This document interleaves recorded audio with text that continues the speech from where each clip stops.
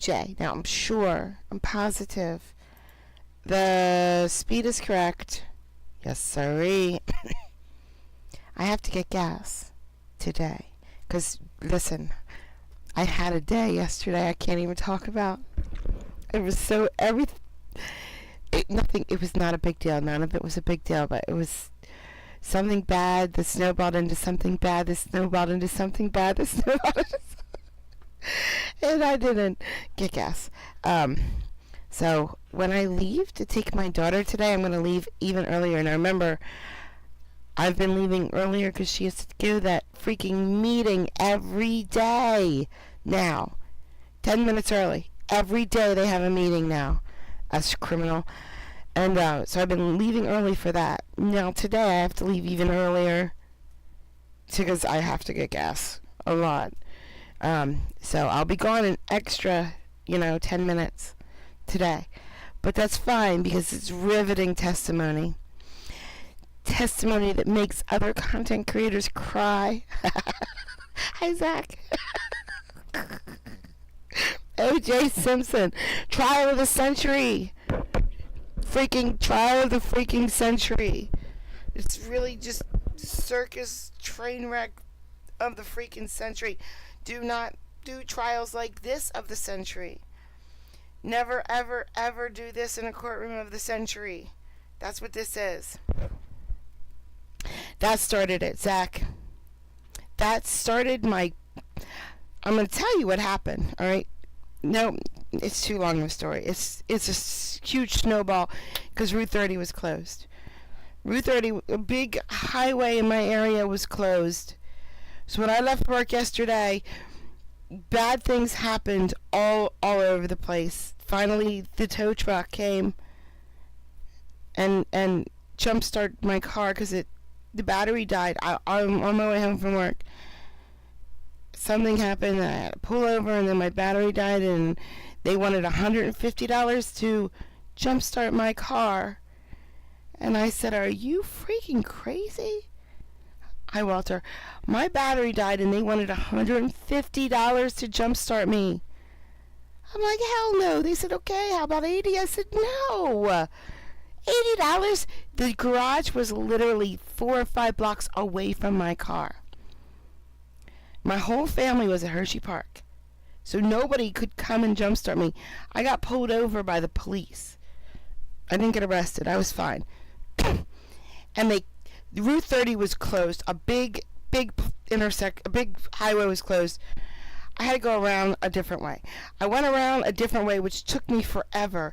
And I was taking my tips to put into the bank. Because you know what I need to do with those tips? I need to pay freaking bills with those tips. So my plans were to take these tips and put them in the bank, which never happened because I got pulled over and they kept me there so long that it was raining, and so my headlights were on and my four-ways were on because I got pulled over. My battery died.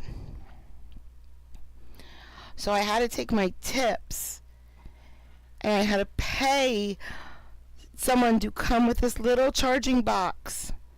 I had to give him all my tips because he wanted $150. I didn't have that. Then he wanted $80. I'm like, hell no.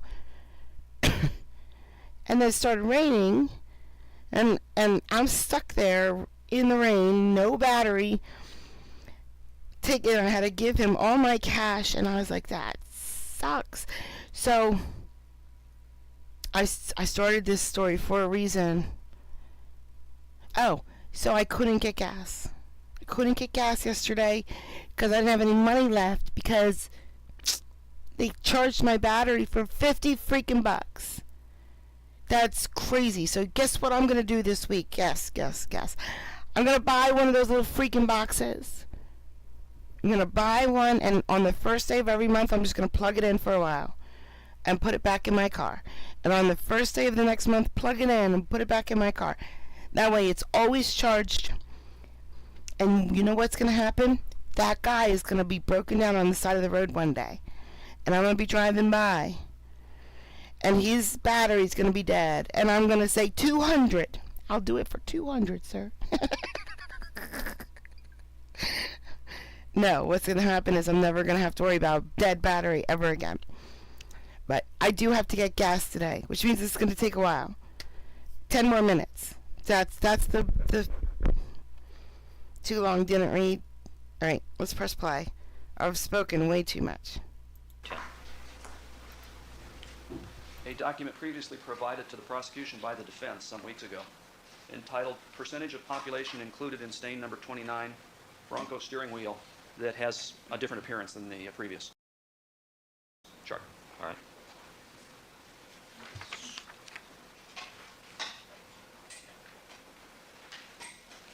And perhaps we could, with the court's permission, use the projector at the end.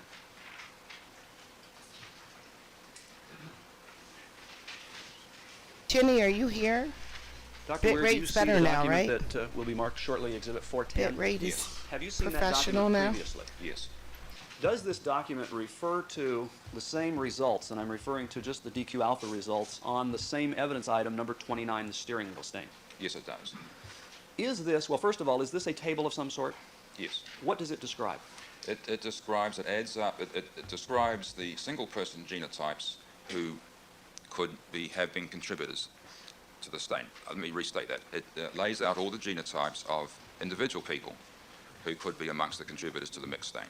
How does this compare? And I'm only referring to the listing of possible genotypes. What differences, if any, are there between this chart and your own? Well, they're the same. For an individual, that chart and yours both list all the possible genotypes. There were 12 combinations listed on your chart, and there appear to be simply 6 listings under the term matching genotypes on this second chart, Exhibit 410. Is that right? That's correct. What's the difference between the two? Well, the one we are looking at on display now is for single people. It has no relevance, of course, because we know this is a mixture. This is a mixture of at least 2 people. So to add up the frequency... Terry, I would single give you genotypes $150. at best is misleading. Well, let's go into a little bit more detail about this chart. What does it list off to the right of the column matching genotypes? Well, for each of the single genotypes, the frequencies are listed from 3 databases, and those frequencies, I'm sure, are correct. So 1.9% of Caucasians are expected to be 1.1 DQ alpha homozygotes. It's interesting, 1.9%, I imagine I should say we have slightly different databases, but that 1.9 corresponds to our previous 0.117 squared. It's the same, purports to be the same frequency. The numbers are different because they're different databases. Okay, let me stop you for just a moment. As far as a description of differences in approaches to mixtures, the fact that the databases in this specific example are different, does that impact your ability to describe the different approaches to frequency calculations? No, it has no impact. Now, as far as these frequencies then on this chart, Exhibit 410, do they reflect then simply frequencies in these 3 racial groups, major racial groups, of these different 6 genotypes? That's right. You've used the term "this is misleading," referring to this chart. Is that right? Absolutely is, yes. And you're referring to it being misleading in the context of the results for item 29 in this case. Is that right? Yes, I believe it's quite misleading. Why is it quite misleading? Because it gives the impression that this mixed genotype would occur. It gives the impression, it doesn't say so, but it gives the impression this mixed stain would occur in 45.4% of Caucasians. Now, I know that's not what that chart says, but that's the distinct impression it's giving. The impression is given that this mixed stain would be found almost half the time if the unknown contributor was Caucasian. That's nonsense. Why? Because we have a mixture of 3 alleles from 2 people or more. It makes no sense at all to say that that mixture could occur nearly 50% of the time. With regard, I'm sorry. When I've just demonstrated that the frequency with which 2 people would give rise to that mixture is 1 in 71, and we can go on to describe the frequency with which 3 people. We cannot and should not present any analyses on mixtures which ignore the fact that it is a mixture. In your opinion, does this chart, simply summing up the genotypes, ignore the fact that the stain is a mixture? It does.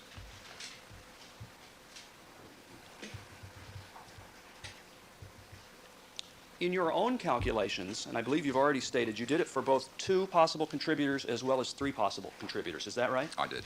Does this calculation process, as shown as, again, in the document Exhibit 410 that's on the projector, does it differentiate in any manner between 2 contributors, 3 contributors, or however many? This document makes no such distinction. It is only for a single contributor, in fact. In your opinion, is the method utilized by you in this case a more accurate and reliable means of assigning a frequency to a mixture? I would take out the word more. It is reliable and accurate. In your view, is the method as demonstrated by this exhibit 410? Can you say the same about it? It is not appropriate. Now, for purposes of this hearing only, Your Honor, I'm going to ask the witness to refer to a passage that we have previously discussed in the National Research Council report. Funny, I was about to do that myself. And I think I have a Xerox copy of that page, if that's acceptable.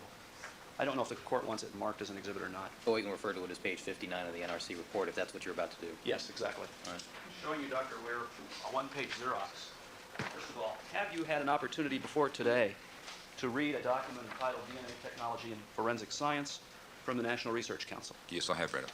Have you, in fact, read it in some detail on prior occasions? Yes. The document before you, is that simply a one-page Xerox, although I believe it has some highlighting on it in yellow, of, in particular, page 59 of that report? Yes, it is. That report contains a reference to samples that are mixtures, is that right? Yes. And in particular, with respect to that reference, the final sentence in what appears to be the fourth full paragraph contains a statement about an appropriate manner, according to this report, of dealing with mixtures. Is that right? That's right. Could you just read that sentence? It's only $100 The in suspect's pattern October, is Zach. found within the I mixed could get that pattern. for $100. The appropriate frequency to assign such a match is the sum of the frequencies of all genotypes that are contained within, i.e. that are a subset of the mixed pattern. With regard to that statement, what does that mean to you as an expert? Well, I have trouble answering that question, as I would have answering any question on this NRC report. However, because I have little regard for the report statistics, the report is saying that we should add up the frequencies of all genotypes that are contained. The sentence as it's contained is ambiguous. It would allow a person to interpret as adding up the genotypes for single people, as we see on the chart on the board, or to add up the frequencies of genotypes, meaning genotypes of the plural contributors, which is what I've done. Okay, let me stop you for just a moment. From your reading of that one-sentence description or recommendation, is it your opinion that it is written in such a fashion that you can't determine from its words whether it's describing the technique that you have used in this case or any other technique? I believe it's ambiguous, yes. In your view, does it cover the technique as shown by Exhibit 410, which is simply adding up genotypes? Yes. In your opinion, does it also include the technique utilized by you and previously described this morning in this case? I think it does, but I don't think that's relevant to my calculations, In what sense? as I'm not going to base any of my calculations on this NRC report. As far as multiple contributors, and I may have asked this before, you've done it for 2 or 3 possible contributors in this case. That's right. As I said, the evidence contains information of more than one contributor. It contains no information whatever of more than 2 contributors. I know that there would be interest in there being 3 contributors to some of the stains. The evidence points to 2 contributors. I've chosen to do calculations as if there were Wakey, 3 wakey, contributors eggs in and addition. bakey. Your technique think that's allows right. you the ability to do that for more than 2, 3, 4, etc. Certainly, the calculations get more lengthy, but no more complicated. Your Honor, I would like to move in these 3 remaining, actually I think it's 4 remaining exhibits again for purposes of this hearing only. I think that would be 408 as well as 408A, 409, and 410. All right, so they'll be received. And I have no further questions. All right. Let's take a 10-minute break, and then we'll start with the cross-examination. All right, doctor, you can step down. I just turned my camera off and then unmuted myself. That's dangerous. Why did I do that? Okay, Dr. Weir, I'd like you to take a look at this chart that's previously been marked, chart 410, that was prepared by the defense. And I think you'll see on this chart there's a list of numbers that are summed. Yes. Can you tell me, is each of those numbers the frequency of a genotype? Yes, I believe so. All right, now let's take a look at chart number 409, please. Now, Dr. Weir, are you looking at chart 409, which was previously prepared by the prosecution? Yes, I am. All right, now I'd like you to look at this, the number that's listed under the column headed frequency, the this number 0.15%. Yes. Dr. Weir, is that the frequency of a genotype? It's the frequency of genotypes of the contributors to the mixed stain. But it's not the frequency of a genotype, No, is it? certainly not. That would be quite inappropriate. And what it actually is the product of the frequencies of two genotypes. isn't Certainly, it? certainly. And so the reason that that number is so small, at 0.15%, is that you've taken two numbers and multiplied them together. You've taken two percentages and multiplied them together to get a smaller percentage. Isn't that what you've The done? frequency is the product, yes. All right. Now, does the National Research Council report say anything about taking the product of two frequencies before you sum up these? No, but that's implied by the language. The frequency of the genotypes couldn't mean anything else. All right. So your conclusion is that it couldn't mean anything else. That's the way you read it. Certainly, we're talking about a mixture. To talk about an analysis of a mixture, ignoring the mixture, would make no sense, and I don't believe that that was what was intended. Is that what you always believed the NRC report meant, or is this a new interpretation you've arrived at only recently? I had never thought about this until quite recently. I've always done it the correct way. Well, what perplexes me, Dr. Weir, is that you've prepared several different versions of a report in this Yes, case, have you I have, not? yes. The objection argument is one of the question. Overruled. Proceed. All right. We have one report from you that's co-authored with Mr. Buckleton, Dr. Buckleton. Dr. Buckleton, that is dated May 11th. Yes. That's correct. And in the report with Dr. Buckleton, you used likelihood ratios, a different kind of statistic. No, not a different kind of statistic.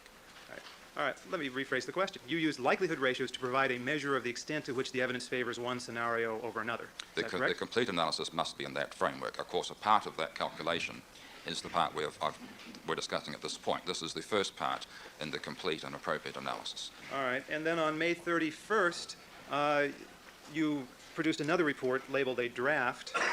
This one single-authored by yourself, is that right? If you say yes. Mhm. All right, and this report also used likelihood ratios to characterize the value of mixtures. Oh, as does my current report. The phrasing is still there, but my current report is focusing on this component of the likelihood ratio. And in fact, the report says likelihood ratios are essential in interpreting the evidentiary value of mixed stains, doesn't it? Yes, that's true, yes, whether they're single or mixed, and of course we have had them throughout this case. Every number that's on the board is in fact giving us a likelihood Good ratio. morning. The numbers I've discussed this morning for the mixture stains are giving us likelihood ratios by inverting them. Likelihood ratio for Oh. distinguishing between what hypotheses, Dr. Weir? The hypothesis of the two contributors being known versus them both being unknown. Okay. Are you planning to tell the jury that those frequency numbers are in fact likelihood ratios? If I'm asked and under oath, I would have no choice but to say, of course they are. Then there was another report that was Oh no, produced that's this week why it with the took date of so June long. 20. Do you hear what he just said? I better put this popcorn down. He said, "Are you prepared to tell the jury these are whatever frequency ratios?" That means to us that we get to first listen to all of this testimony without the jury, and then we get to listen to it all again with the jury. That's why it takes 7 days. But I think we're already on day 2 of the 7. So we're fine. It's going. It'll go faster if I press play. You're familiar with that? That was June 20th is actually Tuesday. Yes. Let's see where that one is.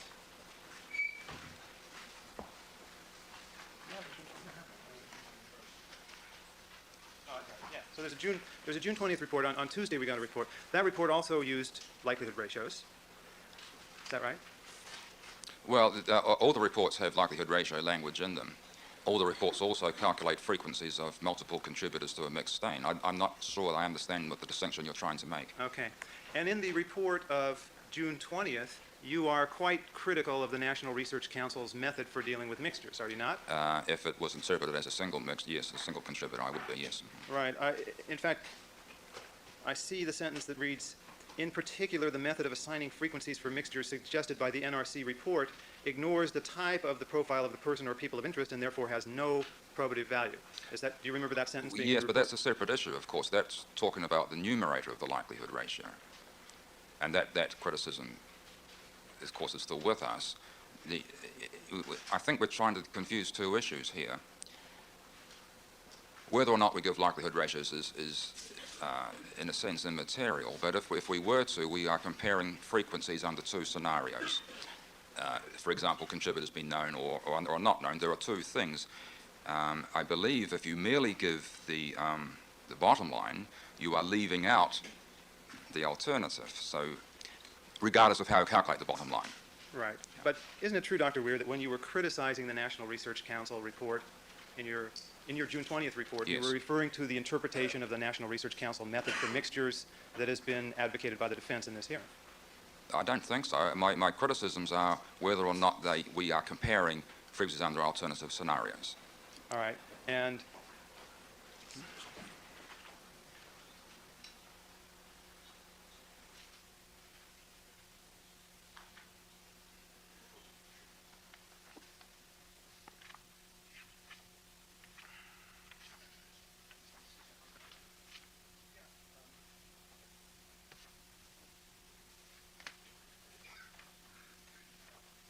yeah, Dr. Weir, could you pick up Exhibit 408, which is your report of June 21st? Yes, I'm just flicking through pages here. Maybe you could help me to refer me to the page. If you could direct your attention to page 10, the paragraph labeled mixed stains. And the, yeah, Your Honor, do you have a copy of this? Yes, I do. Okay. Now, am I right that the third sentence of that paragraph reads, simply adding the frequencies of all possible contributors to the mixture, paren NRC 1992, ignores the essential nature of a mixture? That's what it says, yes. Right. And now, when you wrote this sentence, you were assuming, were you not, that the NRC approach involved simply adding the frequency of all possible contributors to a mixture, weren't you? I think that sentence would criticize it if that was the intention. I think, though, So, but isn't it true? So, Yes. I think on reflection I was being unfair to the NRC. I don't believe they would have meant a single contributor. That would have made no sense. all right. And so the interpretation of the NRC report, which is reflected in the report of June 21st, is not the interpretation that you now would adopt. Is that what you're saying? Yeah, we're getting hung up with words here. The correct interpretation of any evidentiary stain is to compare the frequencies under alternative scenarios. It's simple in a single stain because the chance of the frequency of the stain under one scenario is just 1, it's 100%. So in essence, the frequency is hidden from us, and then we calculate the frequency for the unknown. And we don't run into any need to examine what we're doing. We can, and we've seen the possibility of sloppy thinking because we've ignored the alternative. For the mixtures, we need to consider both alternatives. However, one of those alternatives involves multiple unknown contributors, and there's only one possible way for calculating the frequency of multiple contributors, regardless of what the NRC said or meant to say, or is purported to have said. It's not a question of interpretation. Finally, it's a question of how do you calculate the frequency of multiple contributors, and there's only one way to do that.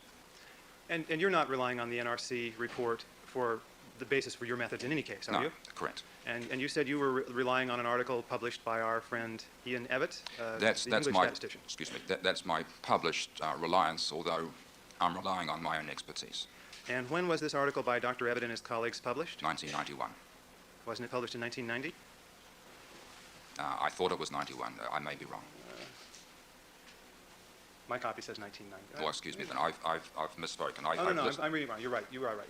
So 1991. Now, when was the National Research Council report published? The report was published in 1992, and you've hit on the exact point. Here is a report published by respected people which ignores the literature. It's a Okay, here's what we know so far. Not only does this beautifully delicious Australian accent on the stand think he's smarter than anybody else in the entire room, he sort of proves it a couple times. So it's annoying that he thinks that he is so smart, but sometimes he proves it. I don't know. It's hard for me to listen to this guy. It just is. Yeah, okay, you're smart. We get it. We understand, but He's poo-pooing on everything. But the thing is, this lawyer is trying to outsmart him, and this lawyer has no chance. Zero chance of outsmart. Yes, he has a chip on his shoulder. That is a fact. An annoying chip. This lawyer, though, look at him. Look at that. Nope. Sit down, sir. Just sit. Amazing to me that in this and many other instances, they have chosen to ignore No, the it correct is. I procedures. checked before. Why they First decide thing I this did paper, was I don't check. know. Right. See? So We're the very golden. paper on which you were relying was simply ignored by the National Research The Council. paper on which I have cited, I don't rely on that paper. Now, this paper by Dr. Evatt, the method that it describes is for characterizing mixtures in situations where we know how many contributors there are, is it not? Yes, I think so. Well, I believe all our calculations assume a number of contributors, yes. Right. Now, but in this case, we cannot tell by looking at most of the mixtures how many contributors there are, can we? I think the evidence is overwhelming that there are 2 contributors when we have 7 RFLP loci and 7 PCR loci and they have at most 4 alleles. I can't imagine any other possible interpretation. So does this evidence tell you, can you tell just by looking at the genetic evidence the probability that it is 2 persons who contributed versus 3? I wouldn't attach a probability to that, no. You could not attach a probability to it, could you? I'm not sure about that. I could work out the probability of that event conditional on each of those 2 assumptions. Right. But in order for you to compute the probability of getting these mixtures, assuming that there are either 2 people or 3 people, you'd have to make some assumptions about the a priori probability of there being 2 or 3 contributors, wouldn't you? No. To give a posterior probability of the final analysis.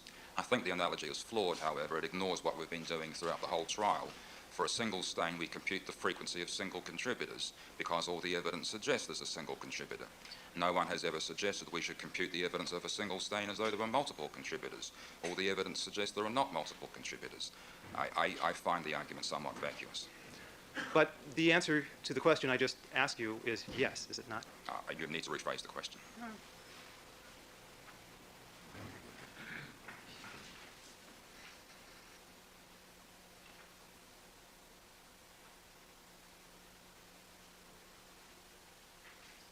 The question is, in order for you to compute the probability of getting these mixtures, assuming there are either 2 or 3 people, would you have to make some assumption about the prior probability of there being 2 or 3 people? So my answer is certainly no to that. Given, if you read it out again, you'll see that's a conditional probability you've just asked me about. All right. Well, suppose I framed it as a posterior probability. In order to get the posterior probability of there being 2 people versus 3 people, by posterior probability we mean the ultimate issue, are there 2 or 3? We have to make some assumptions about the likelihood there are 2 or 3 there initially, before we look at the genetic evidence, don't we? We're not making posteriors about any event in this trial. That would be quite inappropriate. But For single stains or mixture stains or any other issue before us, we have no priors to put in to end up with posteriors. okay. And so when you say the evidence is overwhelmingly in favor of there being 2 contributors to a stain, Yes, there is. There are 7 RFLP loci, each of which has at most 4 alleles. There are 7 PCR loci, well, depending on the stain, each of which has at most 4 alleles. How could it possibly be 3 contributors? It's beyond imagination. but in order to draw conclusions about the relative likelihood, you have to make some assumptions drawing on other evidence, don't you? The assumption I choose to do these frequencies is that there are either 2 or 3 contributors. I apologize to both of these people. I apologize to him for agreeing he has a chip on his shoulder, because he's amazing and I'm enjoying this a lot. Thank you, boys. Based on the evidence, there are 2 contributors. I have chosen to do it for 3. I could have done it for 4. I see no point. What about stain number 29, where we're talking about the stain on the steering wheel? Can you tell by looking at that stain whether there are 2 or 3 contributors? I can see no evidence there which suggests 3, but you'll give me some time to look at the RFLPs. There aren't there. So we have only the PCRs, and there are 3 alleles at all those loci, at 6 loci, excuse me. 6 loci have 3 alleles. There is nothing there which would suggest 3 contributors. Let's assume there's no RFLP results on stain number 29. Well, that's what the chart says. Right. All right, and we see 3 alleles. Yes. All right, and you say, but you can't determine based on those 3 alleles whether there are 2 people or 3 people there, can you? That is That is a foolish question in the sense that the evidence Well, will says you there are answer it, three please, sir? alleles. Wait. Counsel, he gets to answer the question. All right. There are three alleles. We know each person has two. People may share an allele, so two people may have two alleles but one of which share, which would end up with three. I can't imagine why you would invoke three people when there are only three alleles. There may be three people. There may be six people. There is nothing there which would require me to assume more than two. All right. And so, based on the genetic evidence alone, there's no basis for determining whether there's 2 or 3 or 4. The evidence is that there are only, at most, four. Here are only three alleles. The polymarker had four, I think. I'd have to look. I think only three alleles. So the evidence says there are three alleles. That means more than one person. It does not say anything about there being three people. Mm-hmm. And so you can't tell whether there are 2 versus 3, based on this I evidence can't alone. tell for certainty. All right, Mr. Thompson, you have to understand, I'm not making this determination in a vacuum. I mean, I assume that we have 2 victims at the crime scene. I'm taking into consideration that there appears to be only one set of footprints. I mean, this is not a determination made in a vacuum. Proceed. Proceed. All right. Just one moment.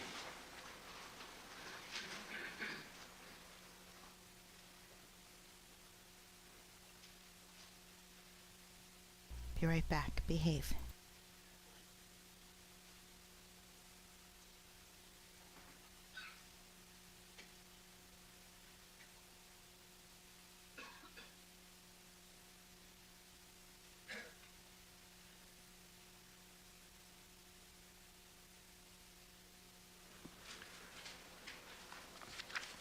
Okay. Now, Dr. Weir, the defense in this case has taken the position that numbers need to be presented to characterize the value of evidence, showing consistency between the DNA profile of an individual and a mixed stain. Do you agree that numbers are necessary to show the value of such evidence?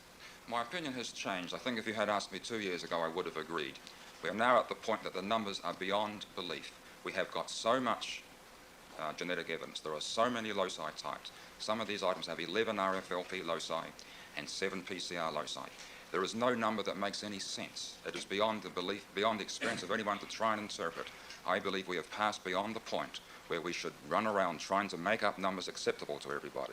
The evidence of a match at this many loci is compelling. So I think once we've got to the point we are presently at, 7 RFLP loci, 7 PCR loci, the numbers are not necessary. What about for evidence like that on item 29? Would the comments you just made apply to that stain as well? Well, my comments apply to 7 of each type. On item 29, there are many fewer loci scored. Yes. The event of a match is not so astonishing. Then it is indeed helpful to have a number. All right. And so I believe the intention of the prosecutors initially was to present no numbers in connection with the mixed stains, but merely to present the profile frequencies of individuals who were being compared to the stain. Would you agree with me that that would be a misleading procedure for characterizing the value of stains like number 29, 305, and the other Bronco stains? Well, that's an omnibus question. I would need to examine each item separately. It would depend on the number of loci. How about, let's start with number 29 then. You think it would be misleading just to present the individual profile of individuals being compared to the stains, such as Nicole Brown Simpson, and not compute a special number that refers to the likelihood of her matching with the mixture? It's not misleading, no. I mean, the evidence remains that there is a match between the evidence and known samples. That's not misleading to say that.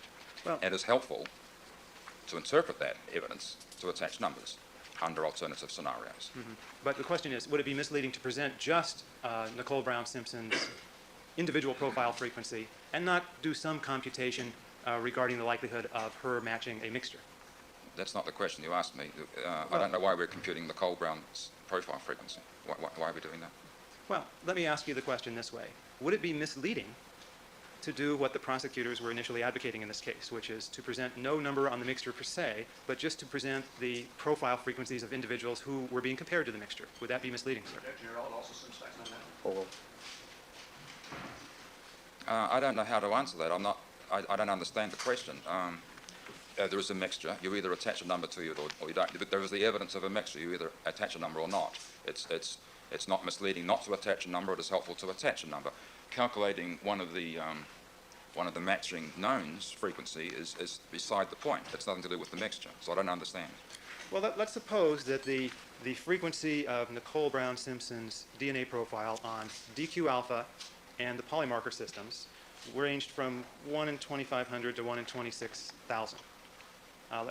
Do you understand that assumption? That a relatively rare profile across VQ alpha and the polymarker loci. The frequency of people who would match that profile. Yes. That has a range of numbers, certainly. Right. Now, do you think it would be misleading for prosecutors to give a number like 1 in 26,000 to Nicole Brown Simpson's profile, and then to say, through testimony, that Nicole Brown Simpson's profile is consistent with stain 29, and give no further number? That doesn't tell all the information. I agree. So you agree that that would be misleading? I'm not sure I'd say misleading. It doesn't. It reflects a fallacy of trying to give any of this evidence outside the appropriate framework. Unless you give frequencies attached to items of evidence under alternative scenarios, you cannot make a determination which in fact was the most likely scenario. So any time you try and concoct these methods of presenting evidence outside the appropriate way of doing it, you will run into problems. You or anybody. Mm-hmm. And by your calculations, the probability that two randomly chosen individuals, one Caucasian and one African American, would match with stain number 29 is 1 in 71. Isn't that right? That's true. Right, which is considerably higher than Nicole Brown's profile frequency, isn't it? Yes.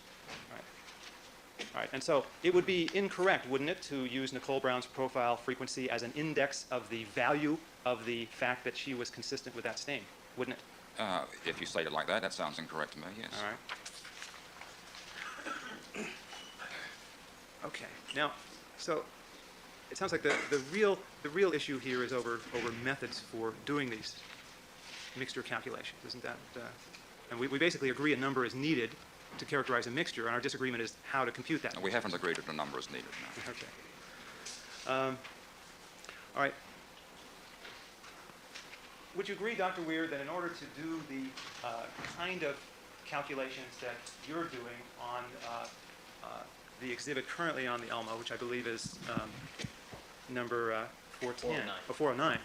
Yeah, in order to do the calculations on chart 409, you need to make certain assumptions. Yes. And one assumption you need to make is with regard to the number of contributors to the stain. Yes. Now, does that assumption with regard to number of contributors, does that assumption have to be made to do the calculations in the manner reflected on chart 410, which is the defense's approach to the calculation? It doesn't, but that is not a relevant fact. We have no choice. It's not a question of taste or opinion. If we want to estimate the frequency of the contributors to a mixture, we must take account of the number of contributors. I'm not sure how I can say that any more simply. It is not rocket science here.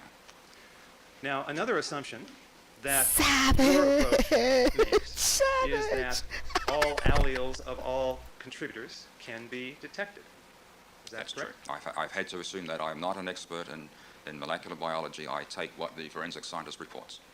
Does that assumption need to be made to do the calculations according to the NRC method as interpreted by the defense chart? Oh, absolutely. I mean, you can't start doing anything unless you have a starting point, which is the alleles found.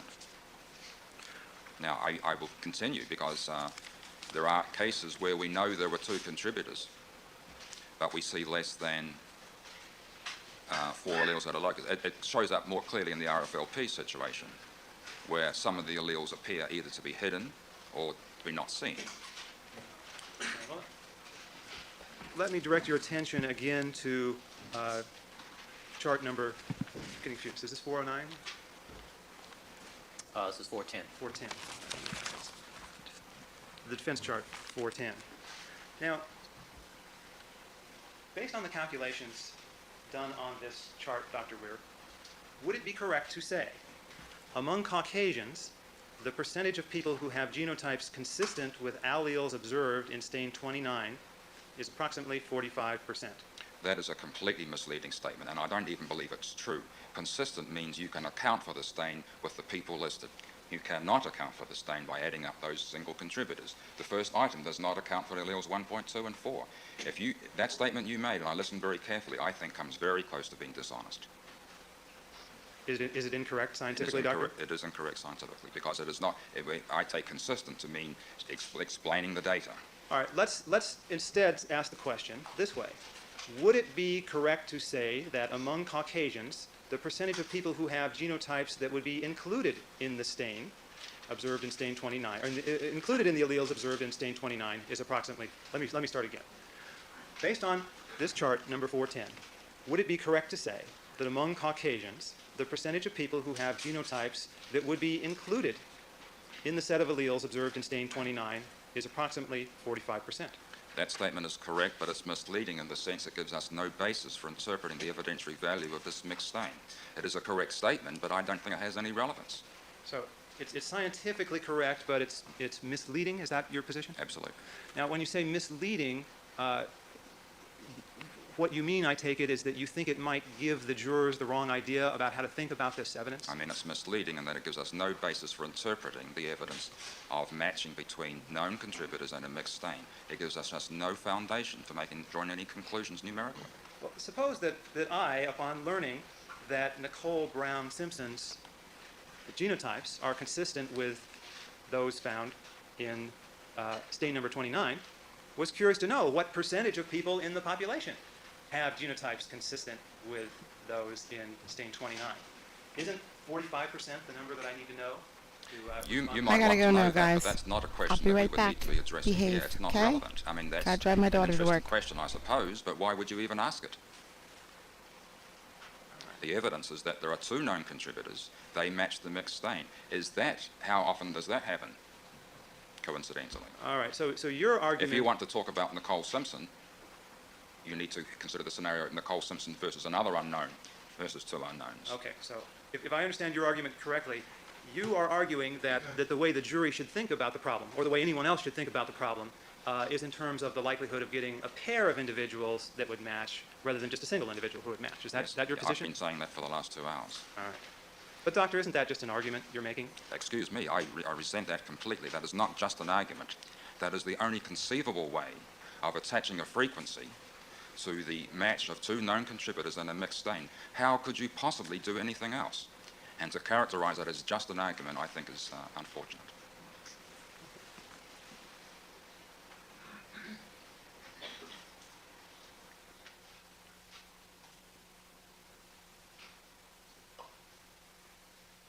Doctor, you keep using this phrase known contributors, as in two known contributors. Yes, I'm talking about the people not excluded, the people whose profiles we know. All right, but we don't know who the contributors are of any stains in this case based on the genetic evidence the alone, known do we? samples, yes. All right, so those are assumptions. All right. Well, that's what we have to, what the jury eventually will have to decide. Are these two known people the contributors, or are two other people? So we are comparing those two known people with two unknown people. So that's not an assumption. That's what the trial is about, to make decisions on the origins of these stains. All right. To answer questions about the number of people in the population, or in some population, that would have genotypes that would be included in a mixture, such as number 29, is it necessary to make assumptions about whether all alleles of all contributors to the mixture have been observed? Thought we asked that question. All right. You have asked, I have answered, and on the RFLPs we don't. My calculations show that we allow for unseen bands. Well, what about, let me restate the question, and I believe it's a different question this time, Your Honor. If the question that I want to have answered is what percentage of the population would have genotypes consistent with the observed alleles, isn't it true that I don't have to make any assumptions at all about whether all alleles of all contributors have been observed? I think I understand the question. The answer is yes, and that's what I've done. My calculations assume these are the only alleles in the mixed stain. All right. So, for the PCR. But to do it the way reflected on the defense chart, where you're simply summing and asking the question what percentage of the population has genotypes consistent with the observed alleles, we need make no assumption about whether all alleles have been observed. Isn't that correct? You don't need to make any assumptions, but then you don't end up with a meaningful answer. Right. Whereas under your approach, assumptions do need to be made about whether or not all alleles of all contributors have been observed. That is correct for the mixture and the single stains. That's at the foundation of the whole forensic uses of DNA. We have alleles seen, we calculate frequencies for them. If one was to object to that assumption, one may as well hang up their hat and go home, because none of this would be possible. Of course we assume the number of contributors is consistent with the evidence. Okay. Either one or two or however many. And so there are two assumptions that are being made under your approach, which need not be made I object to you characterizing it as my approach. under the approach that you have presented in your report. Thank you. There are two assumptions being made there that need not be made to use the kind of numbers that are presented in the defense chart. One being the number of contributors, and the other being the connection between the observed alleles and the contributors' alleles. For both mixed and single stains, yes. Yes, okay. Now, Doctor, your expertise is in drawing statistical inferences from genetic data. Yes. Is that correct? And one of the issues that statisticians like yourself are most concerned with is what is and isn't a logical inference from a scientific finding. Yes. And I often hear statisticians use the term permissible, as in this is a permissible. Excuse me, I didn't hear the word. Permissible. Oh, excuse me. As in this is a permissible inference or this is not a permissible inference. Is that a common expression in your field? It's not one I've heard before. No. Okay. Well, what expression would you use to talk about an inference which is illogical, inappropriate? I call it wrong, I suppose. Wrong. Okay. And I gather when statisticians say an inference is wrong, it means it's illogical or fails to follow from the premises. I imagine they would, yes. Okay. And the question about which inferences are correct and incorrect, wrong or right, when interpreting scientific data is one of the major questions that statisticians concern themselves with. I don't see statistics as being concerned with giving right or wrong answers. Statistics is concerned with teasing out the information in sets of data. Our results are often phrased in terms of estimates or results of hypothesis testing. Statistics is not a black and white, right or wrong, yes or no kind of a science. It's a science of interpreting data. So I'm having trouble with understanding your characterization of statistics. But part of what statisticians do is determine what is and what is not a reasonable statistical inference from data. Isn't that correct? Counsel, the issue is, which of these two methodologies am I going to adopt for use in front of this jury? Which makes sense, both in terms of the science that produces these results and the math that's applied to it? Yeah. So, These questions are foundational to my next line. well, I'll proceed quickly. Dr. Weir, when drawing conclusions from a scientific test, should an expert witness in a criminal case rely only on the scientific data, or is it permissible for the expert to take into account other evidence in the case?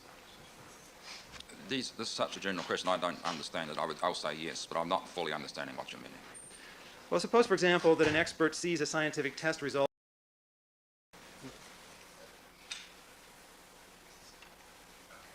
Now, yeah, have you heard the term bootstrapping used in the scientific arena as opposed to the legal arena? overruled. The word bootstrapping is in my report. Right. Now, I know your report refers to a statistical procedure known as bootstrapping. Have you heard an additional meaning of that term bootstrapping in scientific circles? No. Meaning to draw conclusions on Counsel, one this is test. not real helpful to me. Well, It's really not. It's a Okay. complete waste of my time so far, Well. this whole discussion about bootstrapping. All right. I think I could tie it in, Your Honor, if you'll give me some leeway. But No, all right. proceed. Okay.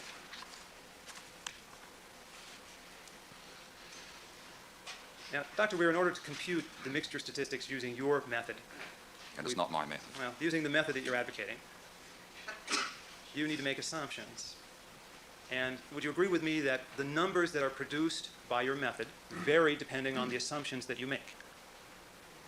You will have to be specific. I don't know what you mean. For example, the numbers that you produce would vary depending on whether you assume there were 2 contributors or 3 contributors. My report shows 2 tables with different numbers under those 2 conditions. So- I also have tables for single stains where I've assumed a single contributor. I've answered that several times. And so the answer is yes. Yes. All right. And the numbers that you compute would also vary depending on whether you assume that all alleles of all contributors are being observed in the stain. The answers of all the analyses on this trial depend on that assumption. Okay. And so under some assumptions, you get numbers that are much bigger and more impressive than under other assumptions, don't you? I don't understand the question. You'll need to be specific. And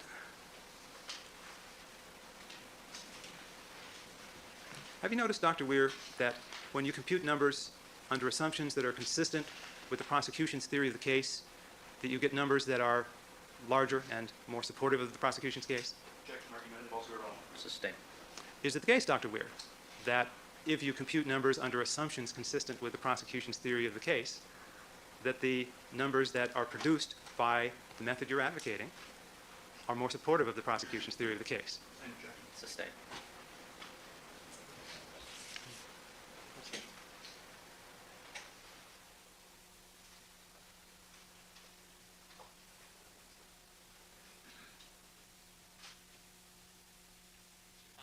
Any benefit to you? I understand the two assumptions that underlie Dr. Weir's testimony and the calculations that he makes, and the fact that you'll get different results depending on what the assumptions are. I understand that. I understood that an hour ago. Okay. All right. Let me ask you a few questions, Dr. Weir, about what your report says concerning item number 78. And I think if you look in your report at page 25. Thank you. Refresh my recollection. Which one was 78? Item 78 was a stain, I believe, on Ronald Goldman's boot. Okay. On the bottom of the sole of the boot. Yeah, and I believe it contained a number of alleles that were consistent with Nicole Brown Simpson on RFLP tests, along with a few that were consistent with Ronald Goldman. Is that a correct characterization, sir?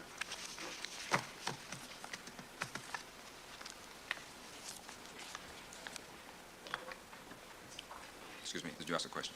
Yeah. No, I was asking you if it's correct to say that item 78, the stain on Mr. Goldman's boot, contains a number of alleles consistent with Nicole Brown Simpson, together with a few that are consistent with Ronald Goldman.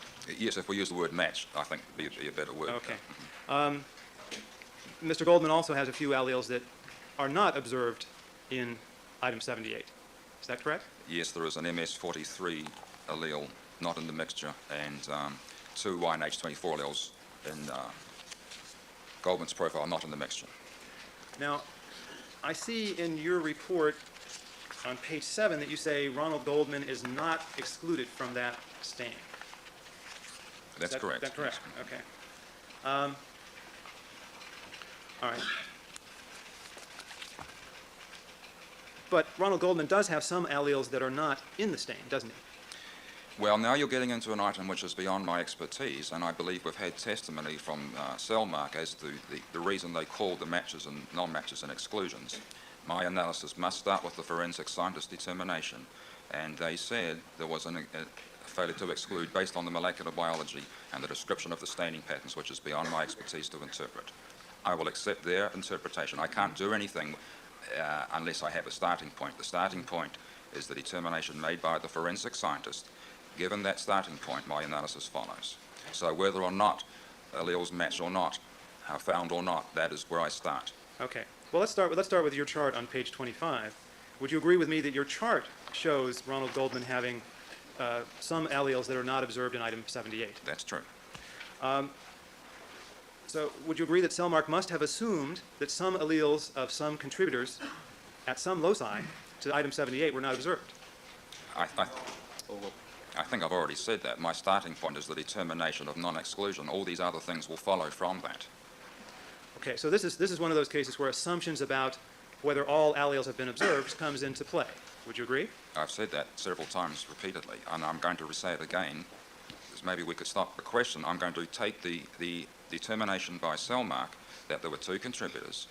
Neither Brown nor Goldman are excluded, and then my calculations will proceed from that point. All these other things are details of that statement. Now, did you make, when you were doing computations for item 78, did you make the same assumptions with regard to alleles showing up in making your statistical computations that Cellmark made when determining the match? I don't know how else I can say it. I'm sorry. That was the same question as before. Cellmark has determined a match. They have not excluded two people. I start from that and proceed. I don't know how else I'm going to say it. All right. And so does that mean then that on those loci where Mr. Goldman's alleles do not show up in the mixtures, you assume there were missing alleles? That and every other detail. I don't know how else I can say it. And on those loci where Mr. Goldman's alleles, or those alleles matching Mr. Goldman were found, you assumed there were no missing alleles, didn't you? My assumptions are that Cellmark has declared a match with these two stains, not excluded people. The bands showing in Goldman, I'm going to use in my analysis whether or not they show in the mixture, because it's not been excluded from the mixture. So whether or not you assumed there were missing alleles at a particular locus... I haven't assumed anything. I'm taking the analysis presented to me from Cellmark. Well... The analysis is that there is a mixture consistent with these contributors. Goldman's bands are not present in the mix, showing in the mixture YNH24. That is not my assumption. That is what Cellmark told me their determination was. My analysis reflects that determination. I assume nothing.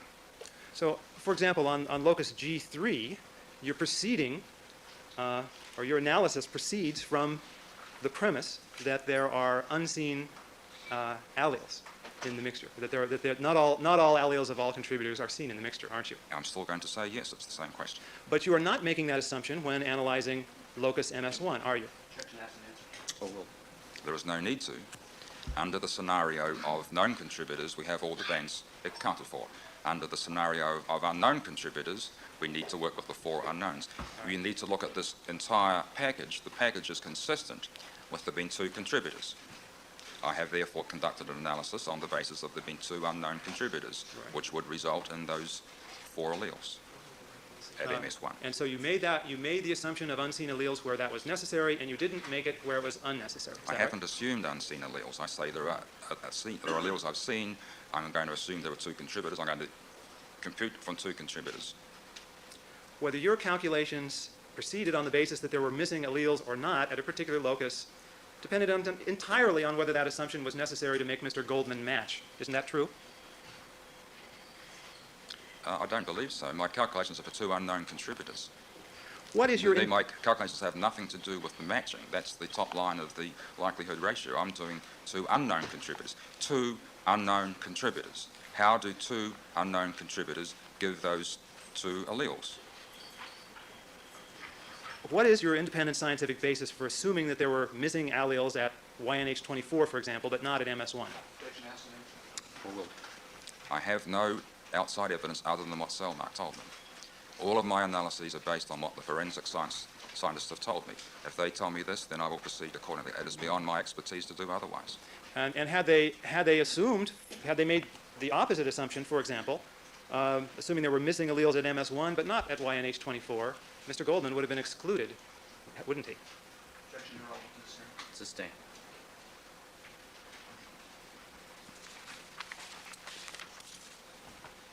Dr. Weir, isn't your logic in drawing conclusions from item 78 circular in that you are basing your conclusions on premises that are consistent with the prosecution's theory of the case? Sustained. Not, Now, Dr. Weir, in your report, you mention hypotheses that can be tested by the data, and you label them C and C prime. Is it called C prime when you put a C bar, the word means C is an abbreviation for contacts. contact? Contacts between the known person and the location of the evidentiary stain. We can say hypothesis or scenario. I'm not sure what the best word is. I think I'd use them interchangeably. Okay, and so your report suggests the 2 hypotheses that are to be distinguished by the genetic data are contact and no contact. I think that's the best term, yes. All right. What does the term no contact mean? How else can I say it? Not having had contact. Okay, and so, for example, with regard to stain 29, if we were interested in whether Nicole Brown Simpson's blood was in that stain on the Bronco steering wheel, no contact would mean none of her blood had gotten into the Bronco. Is that what it, into that stain? Is that what that would mean? I'm not sure. We need to be careful. The contact there would be between Nicole Brown Simpson and the steering wheel. Somehow, under that scenario, her blood went from her body to the steering wheel. That's contact. It might not have been with her physical self, but some means of contacting her blood with, it's the contact of her blood with the steering wheel, whatever the agent was for making that contact. And are you planning to testify that your frequencies represent the probability of this evidence under the assumption of no contact? All the numbers on this chart are frequencies, and the frequency and probability I use interchangeably. All these numbers we've held in the entire case are the probabilities of the evidence under the situation of no contact. In other words, a random person, someone other than the known, than the stated person, having contributed that. Are you assuming, Dr. Weir, that a coincidental match is the only way in which the evidence we've observed can arise under the hypothesis of no contact? I've not said that here or anywhere else, no. So you're assuming there are other ways that this evidence could arise that are not reflected in your numbers? I'm not assuming anything. I have made some calculations accounting for the evidentiary stains from unknown people. I'm saying nothing else. Well, you think these frequencies are basically likelihood ratios, don't you? A frequency is the frequency of the evidence given, known or unknowns. If we start taking ratios of frequencies, I'm sorry if you don't like the term, but that ratio of frequencies is a likelihood ratio. All right, and when you testify that there's, when you testify that there's a 1 in 71 chance of observing the pair of contributors, well, there's a 1 in 71 chance that a pair of contributors at random could have left the stain on item 29. Is that what you mean? That is the prosecutor's fallacy, Mr. Thompson. I am surprised at you. Forgive me. See, it's very easy to fall into it, even the person who... I don't believe it's easy for you to fall into that trap at all. And I'm certainly not going to fall into it while you're leading me into it. I was actually leading you into another trap, sir, but let me proceed. Well, you expressed the term, you used the frequency 1 in 71 in connection with a stain on the steering wheel of the Bronco. Could you explain, just to review, what exactly that 1 in 71 means? That is the frequency or probability, and I'll use them interchangeably. That's the probability of seeing that mixed profile from 2 unknown contributors of specified ethnic origin. Okay, and when you compute the probability of seeing that profile under the assumption of no contact, you're assuming that the only way we would see that profile under the assumption of no contact was a coincidental match, aren't you? I don't think that's correct. I've calculated the frequency with which of getting this profile from 2 unknown contributors. That actually doesn't say anything about contact or not. It's the contact refers, of course, to the known people, the people not excluded. You'd better restate your question, I think.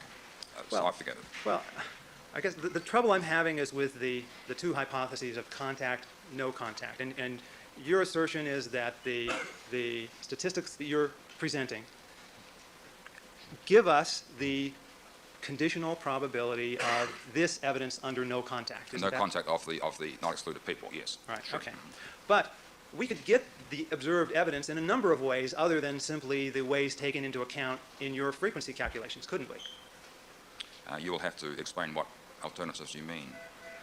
Suppose there was tampering with the evidence, for example. Overruled. I'm very, very careful at the first page of my report to say my entire analysis is concerned with the genetic statistics. It assumes matches when declared to be true. It assumes profiles when declared to be accurate. It would be wrong of me to make statements outside that context. But if you're not taking into account anything other than coincidental match frequencies, isn't it also wrong to tell the jury that those frequencies characterize the probability of this evidence under the assumption of no contact? I don't believe so, no. Not in the way, if we are careful, I have been careful in my writing, and if we are careful orally, I don't think there'll be any confusion.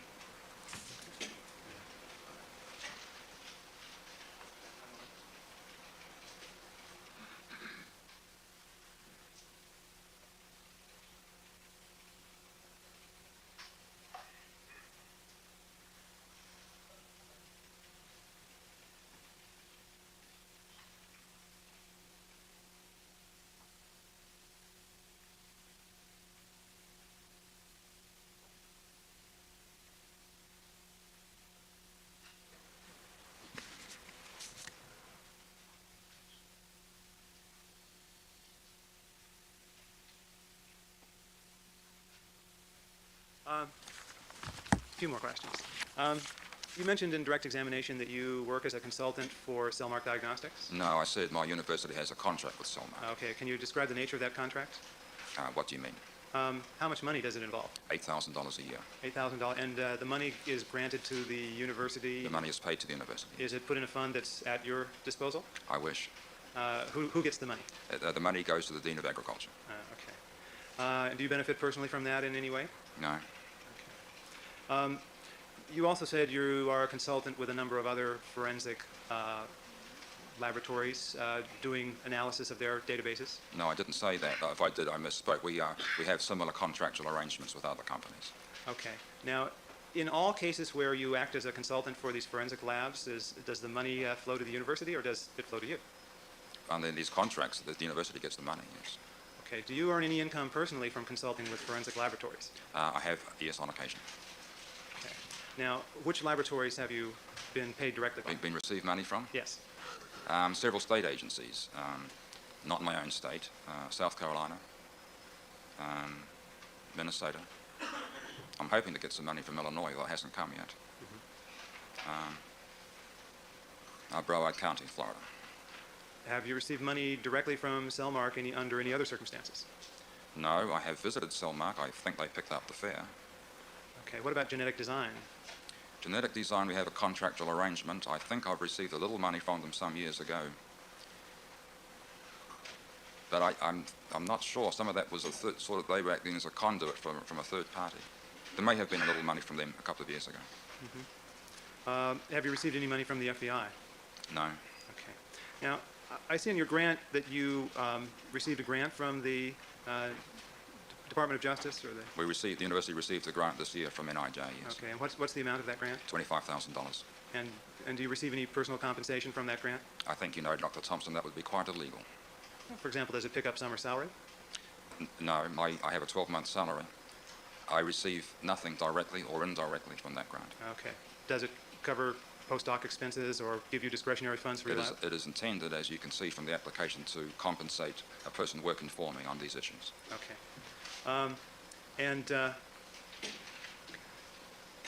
Was the FBI involved in helping you obtain that grant? I wouldn't think so. All right.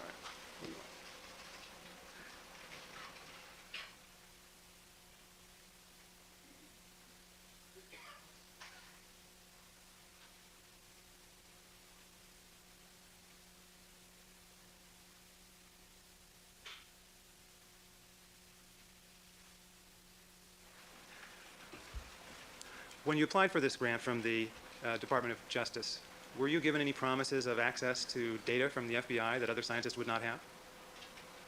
That's a two-part question. I was promised access to the FBI data. I know nothing about other people. Okay. And you're being compensated for your time on this case? No, I'm not. In fact, I think I'm losing money. Okay. The county is not paying enough for my meals each day. All right. With regard to the work you did in preparing these With regard reports... from the beginning to the end, there will be not $1 comes to me. Okay. As I said, it's going the other way. I didn't hear The you. money is flowing the other direction. Flowing the other direction. I think that's very public-spirited of you, sir. One moment.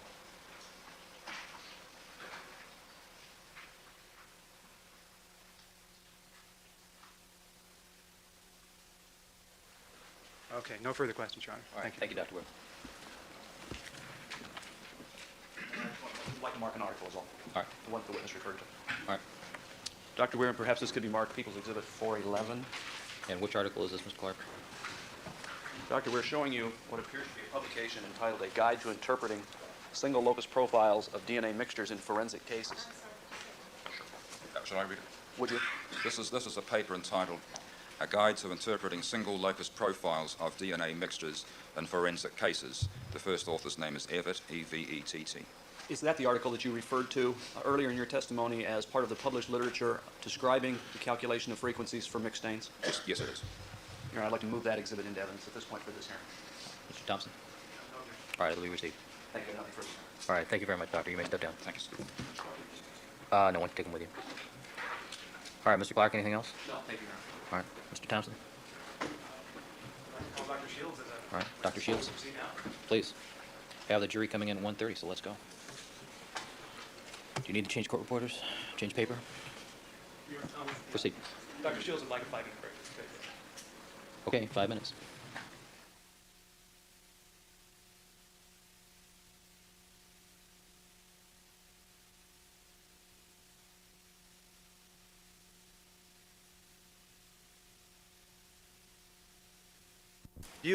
Based on your experience in teaching statistics and genetics to students, would it be easy to explain what's wrong with Dr. Weir's assumptions? You use the word wrong, and Well, let me withdraw the question and rephrase it. Would it be easy to explain the nature of the assumptions that Dr. Weir is making? In some senses, yes. In other senses, no. Okay. Oh, could you explain a little more?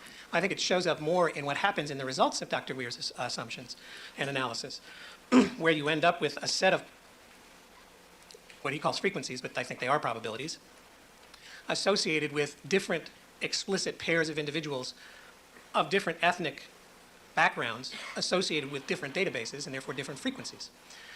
So that you end up with, instead of a number that gives someone a flavor for how likely it is that anybody might contribute to this mixed stain, which is a single number, you have a set of numbers that can range from 1 in 7 to 1 in 17,000. And how one interprets that, I think it's open to individuals to look and say, okay, the 1 in 7 is the biggest number, so that makes that the likeliest trio. And that trio may have very little relationship to anything that's going on in the case, or in any case. It's precise, but I think it can mislead. Okay. Now, let me direct your attention to the chart that's sitting just to your left. It's the prosecution's chart labeled Results of DNA Analysis Bronco Automobile. Have you seen that chart before? Yes, I have. Okay. Now, in the column on the far right, that column is headed with the term frequency. And in some of the boxes below there are certain numbers. Now, do all the numbers that are presented in that chart so far, well, first of all, do you understand what those numbers are and what they mean? Yes, I do. Okay. Would it be correct to characterize all the numbers that are on the chart at this point as frequencies? Yes, it is. Okay. Now, if we put onto that chart numbers derived from Dr. Weir's computations, would those numbers be comparable as far as their meaning to the numbers that are already on there? No.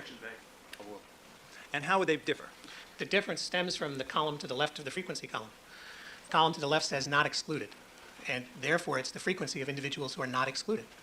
And if it's the frequency of individuals who are not excluded, the NRC's methodology is what gives you that proportion, Okay. that frequency. Dr. Weir's method gives you the frequency of pairs of individuals that would not be excluded. Or just pairs or other combinations? Well, he's also done threes, Okay. but it doesn't do the frequency of individuals who would not be excluded. And that's what all of the other ones are. Okay, so are you saying that if we wanted the mixture numbers to be comparable in their meaning to the numbers that are already on there, we should present numbers done the NRC way? In my opinion, yes. Do you think that it would be easy for people to understand the difference between the NRC numbers and Dr. Weir's numbers? Objection calls for speculation. Overruled. I don't know. Okay, no further questions. Thank you, Dr. Shields. Mr. Clark? Yes, thank you.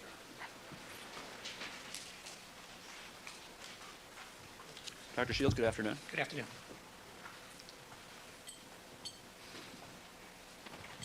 I'd like to touch on a couple of the topics that you just discussed while they're fresh in our minds.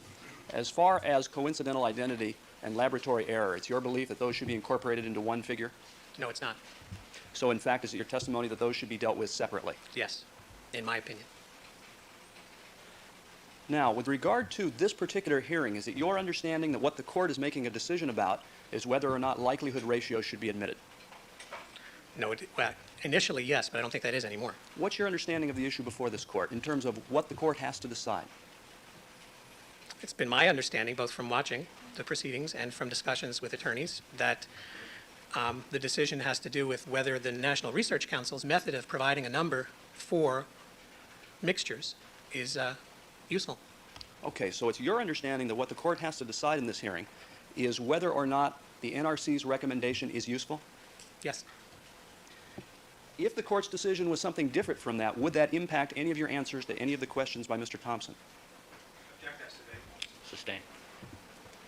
As far as likelihood ratios, and you discussed likelihood ratios in the course of your testimony, is it your understanding that a likelihood ratio is the same as the frequencies that Dr. Weir described on one of the exhibits with the mixture from the steering wheel, item number 29? Yes. Now, I'd like, if I could, Dr. Shields, first of all, are you a statistician? I do statistics. I would not count myself as a statistician. Would you consider, first of all, are you familiar with Dr. Weir? Yes, I am. Is Dr. Weir an individual who is well known in the area of statistics and population frequency data? Yes, he is. Would it be fair to say he's very well known? Yes, Very well respected? absolutely. Your particular area, that is, of your PhD is zoology, is that correct?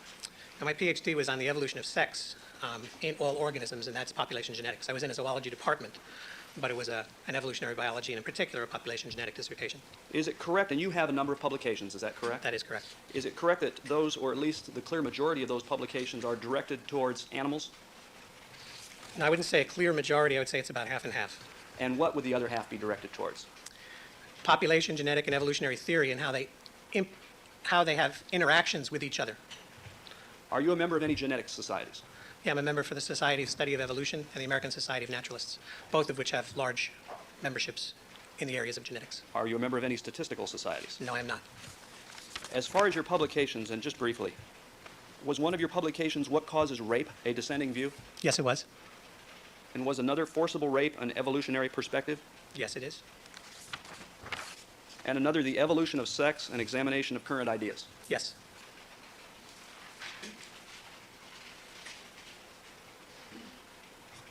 Do you have any peer-reviewed articles or publications on statistics and human DNA? Depends on how you define human DNA. The answer is yes. I have a paper in the Behavioral and Brain Sciences that looks at how genetics, how genes, which is DNA, influence human behavior. Parts of my book deal with the distribution of variation in human populations. And from that perspective, the book is also peer-reviewed. What about in terms of human DNA as it's used in forensic science? I only have one non-peer-reviewed paper. And you stated your familiarity with Dr. Weir? Yes. In your opinion, are you as qualified as Dr. Weir to offer an opinion about the calculation of frequencies with mixed forensic DNA typing stains? Yes. Do you have a rating system of people involved in the area of DNA and population frequencies? Not in that area, but in the area of population genetics. Okay. What's that rating system? I wouldn't call it a rating system. In a prior case, during a deposition, I tongue-in-cheek described how I felt people's reputations were in the areas of population genetics. And I used the words God, demigod, and hemigod. God, demigod, and hemigod? Yes. And that was to describe population geneticists? Yes. They were asking me about the relative reputations of different population geneticists. In Dr. Weir's report, in this case, and I believe you said you read that, is that right? That's correct. He cites an individual named Dr. Crow, is that right? Yes. How would you rate Dr. Crow? He's at that top level. And the top level again is what? Again, it's tongue-in-cheek, but I use the word gods. How do you rate yourself? Hemigods. How about Dr. Weir? Demigods. So he is, in your view, ranked higher than yourself. In terms of population genetics, yes, but this is not an issue simply of population genetics. It's an issue of logical inference as well, and I think he's wrong, and I think I'm right. And you're pretty confident about that. Yes. Have you read Dr. Weir's publications in the area of forensic DNA typing and population frequencies? Yes. Do you respect them? Yes. In terms of this case, have you examined the databases that were used in this case? Yes. When were you first contacted by the defense in this case? July of '94. And have you been working on this case since then? Depends on how you define working on, but yes, I've interacted with members of the defense team since then. Can you give us a ballpark estimate of the number of hours you put into this case? Ballpark estimate. Over 200 hours. Certainly less than 300. And are you charging for that time? Not by the hour. Well, do you expect to have you received any money from the defense for this case? Yes, a flat fee. Can you tell us how much that is? $5,000. Do you anticipate receiving any more money from the defense? Yes, one more $5,000 flat fee. You've described seeing, for instance, this chart that's on the easel at the moment, that shows the results of the Bronco automobile, and you said you had seen that previously. Is that right? That's correct. Have you seen all the results charts in this case? I couldn't possibly be sure of that. A lot of them that I've seen previously have actually been seen from watching on television. Okay. Were you provided reports of the testing laboratories in this case? Yes, I have. Were you provided raw data from those testing laboratories in terms of bench notes, photographs, etc.? I was provided with raw data on the statistical aspects of this case. I've not looked at autoreds and I've not looked at scripts. So you've basically directed your attention towards frequency data as opposed to the science involved in producing exclusions or inclusions. In this case, yes. Your Honor, if I could, I'd like to use Exhibit 410 again. I believe that's currently on the normal, if I may. And Dr. Shields, if you could, if that monitor is convenient, please use that. Sure. In terms of this chart, and you've testified in answer to questions by Mr. Thompson, that you believe that this is an appropriate method of describing frequencies in a mixture such as this mixture? As long as it's presented correctly, yes. In your opinion, are the numbers, and we'll just look at the three numbers that are at the bottom of the three major racial groups listed there, they're approximately 50%. Is that fair? Yes, Between 45 and 49, well, I'm sorry, 59. 45 and 59% or so? yes. Okay. I'd like you to assume that in that stain, and are you familiar with the actual alleles that were detected in that stain? Yes. And those alleles are what? 1, 1, 1, 2, and 4. I'd like you to assume that that was donated, that is, those results from a single contributor. What would the frequency be of that happening? 3 alleles from a single contributor? Correct. It's actually possible, but we couldn't do a statistic on it. Would it be fair to say it would be 0 or nearly 0? It'd be fair to say it's nearly 0, never 0. I'd like you to assume that there's 2 contributors to this particular result. Is it your opinion that approximately 50% of the time, from 2 unknown people, those results would be obtained? No, if you assume that there are 2 contributors, then I believe that Dr. Weir's method will give you the appropriate result. And in fact, if there were 2 contributors, Dr. Weir's method is in fact an accurate method to describe the approximate frequency of those results. If one can assume that there are 2, That's what I'm asking you to do. yes. In other words, based on that assumption, Dr. Weir is absolutely correct. Yes. Depends on what you mean by based on that assumption, but yes. The assumption that there are 2 contributors to the stain. If you know there are 2, yes. As a corollary or connected with that, if you assume that there were 3 contributors to that stain, isn't it true that his method of calculating an approximate frequency, as he described to this court earlier, with 3 assumed contributors, is absolutely correct? Yes, and what's interesting is the comparison between the table that you produced for this, which is the other one, that shows an assumption of 2 when the theory is that there may be 3. It shows why just assuming 2, as if you somehow know that from a mixture, is wrong. Because 3 alleles let you assume that there are 2 individuals. But in fact, the 29 stain, some people have suggested that it includes 3 individuals. Okay. And would it be a fair, under the assumption that there are 3, would it be a fair approach, making that assumption, to use the calculation method by Dr. Weir for 3 people to describe that situation? If you use that assumption, yes, but it's a fair assumption to make no assumption. Okay. You talked a little bit about juries, the trier of fact in a case, during your examination. Do you Yes. recall that? Excuse me just a second. Are we having dueling cameras back there? Proceed. Thank you. If a jury were satisfied that there were 2 and only 2 contributors to a stain, would the model proposed by Dr. Weir in fact describe that situation? Yes. And the same would be true as far as your testimony if the jury found that there were 3 contributors to a stain using his model for 3 contributors. If they concluded that, yes. Now, Dr. Weir described, and I use the term his model, are you familiar with the article that he described earlier today by Dr. Evett and David Stoney? Yes. Have you read that article?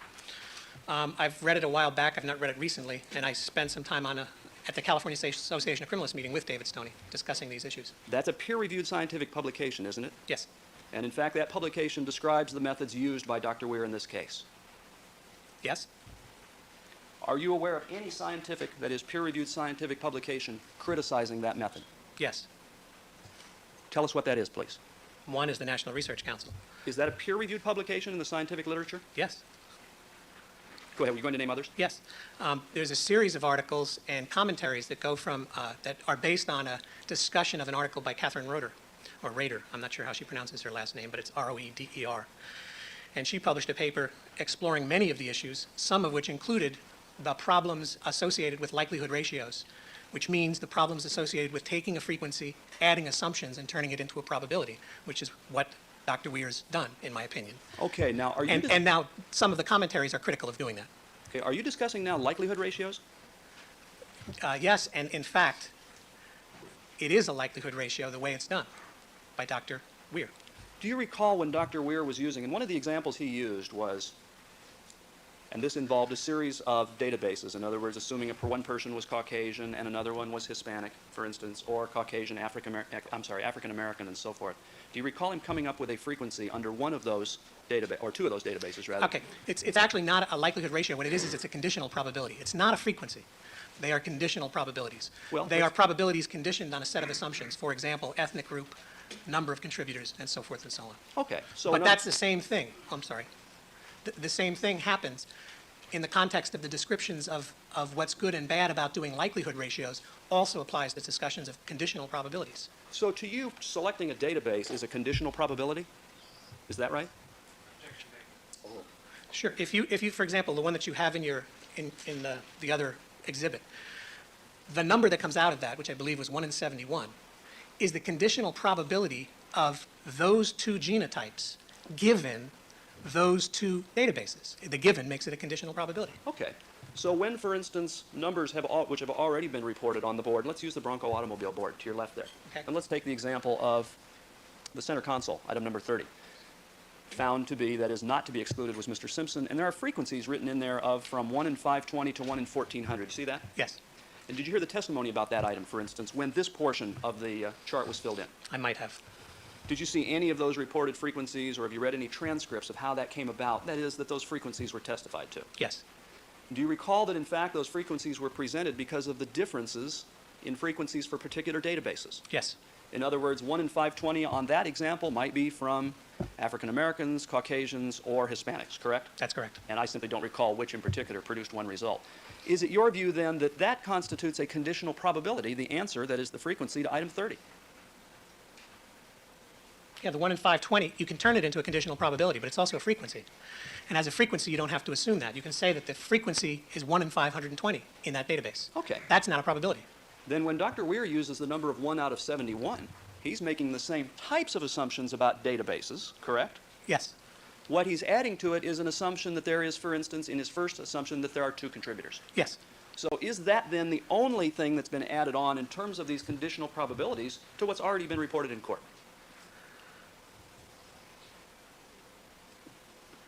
It would depend on which one you're looking at, but you can assume that there's 2 and exactly 2. Then you do it for different ethnic groups and different combinations of ethnic groups. That adds another layer, for example, that you have to do all of the pairwise comparisons among ethnic groups. And if you add the possibility of doing 3, you could then say that you should do the probability of 2 or 3 if you think either of those are reasonable. And what I would say is that if you're going to do the probability that it's 2 or exactly 2, or 3, exactly 3, or 4, or exactly 4, you can also do it the way that the NRC recommends, which is just to say we're not going to worry about whether it's 2, 3, or 4 exactly. We're going to say what happens if we don't make any assumptions about the numbers. Incidentally, is it your testimony that the NRC's comment, that one last sentence in the paragraph, is clear and unambiguous? Yes, Is it your testimony that, and you were here for Dr. Weir's testimony earlier this morning, yes, is it your belief that the opinion he offered about that particular phrase being ambiguous is wrong? yes,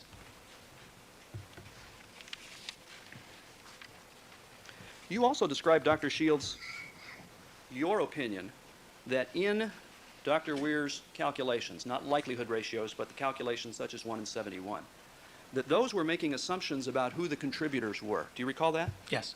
In reality, don't those calculations make no assumptions about any of the known people in this case? No. Say that, I'm sorry, no. Not when they're presented as likelihood ratios.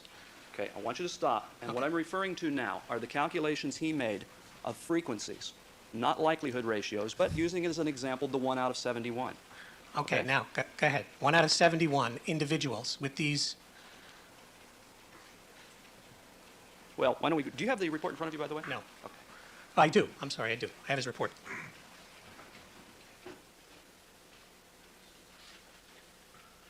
Page, June 21st. yes,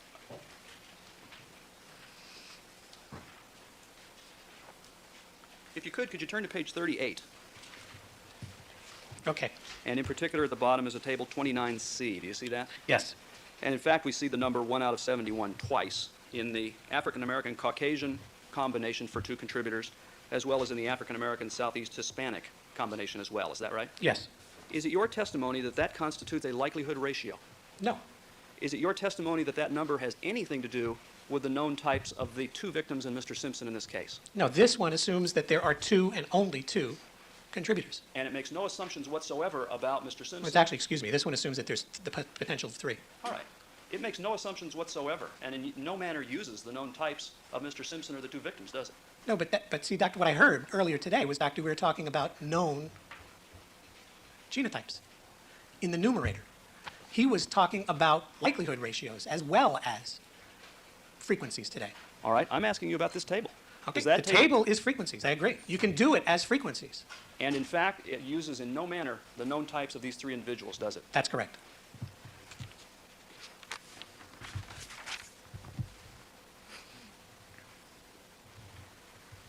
You described seeing mixtures in previous cases that you've worked on. Is that correct? Yes. Were frequencies reported?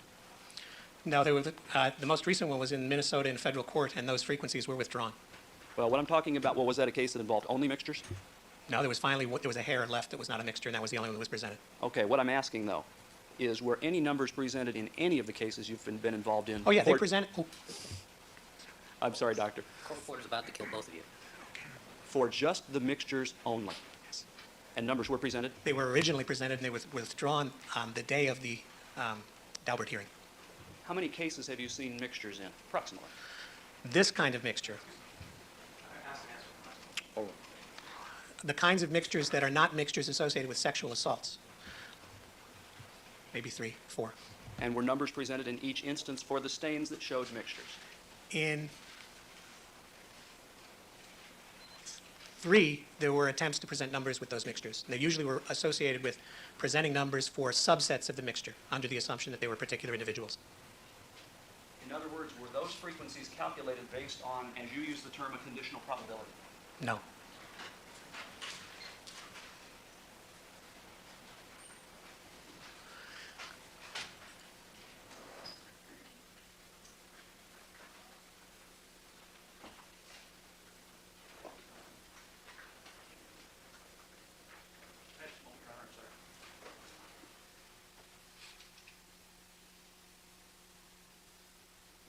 Nothing further on. Okay. Dr. Weir, or excuse me, Dr. Shields, you were asked about your qualifications relative to Dr. Weir's in various areas. Which of the two of you is more qualified in the area of molecular biology? I am. Okay. And which of the two of you do you think is more qualified with regard to drawing logical inferences from data produced by molecular biological techniques? I think we're probably about equally qualified. I know he's convinced me of some things. I think we've come to the same conclusions a number of times. Okay. Now, Mr. Clark asked you a number of questions about the assumption regarding the number of contributors that's part of Dr. Weir's computations. Does Dr. Weir also make additional assumptions concerning things like whether alleles are observed and not observed in the stain? Not in 29, but in 78, yes. Okay. And so is that an additional assumption that is important in how Dr. Weir computes those numbers? Yes, it's absolutely necessary. Okay. And do you think that there's an adequate scientific foundation for the assumptions that Dr. Weir was making with regard to item 79 or 78? No, I don't. Okay. Now, I do. please continue. On item 78, there's a good match between one of the victims and that stain, and I believe that that's good information. I think that Selmark declared that inconclusive, and most people, when there's an inconclusive, don't try and do statistics on what's left. Okay. So do you think that the kind of statistical conclusions that Dr. Weir computed in connection with item 78 are scientifically valid? Valid is an interesting term when you're talking about this sort of thing. It well, let me- follows let- from his assumptions. Yeah, let me I ask... don't think it's appropriate. All right, that was my next question. So you think it's inappropriate? It is valid, but inappropriate. Okay. Now, I wanted to ask you a little bit more about this case you mentioned in Minnesota, where statistics were offered in connection with mixtures and then withdrawn. Can you tell us why the statistics were withdrawn, if you know? I don't know for sure. Okay. Now, do you know of any other case where statistics were offered in connection with mixtures and then later withdrawn? Yes. Okay. Can you tell us about that? That case was a case in Northern California. The defendants' names were Horonis and Birch. And there were mixtures in which people were attempting to develop frequencies based on the assumption that you would know which of 4 bands came from which of 2 defendants without any evidence to back up that you could know that. And under those circumstances, there were discussions about how one should handle that, and in essence, it ended up being withdrawn. Was this a case in which the defense was preparing to challenge those kinds of statistical computations? Yes. And was the evidence drawn after it became apparent to the prosecution such a challenge was forthcoming? On the basis of a letter from the prosecutor in that case, yes. Okay. Which laboratory was involved in this case in Minnesota? The FBI. Okay. In the FBI's protocol, is there a section that describes It was how the FBI's database. It was Minnesota that was involved. okay. So it's the Minnesota lab. Bureau of Criminal Apprehension. Are you aware of any forensic laboratories that, as part of their protocol, have a discussion of how to compute statistics in the case of mixtures? No.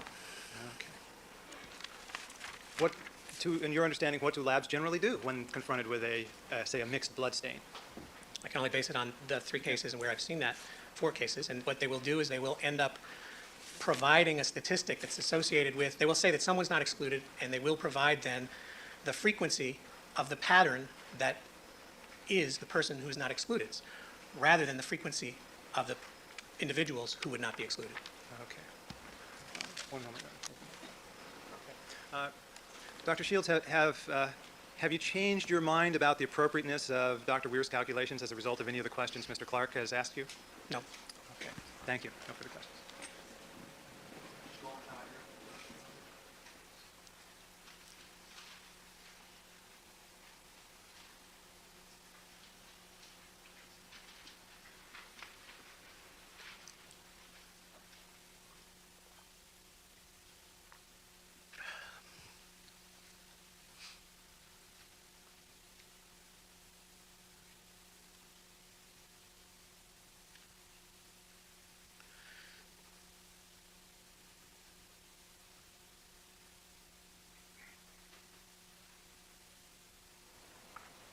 Just briefly, Your Honor.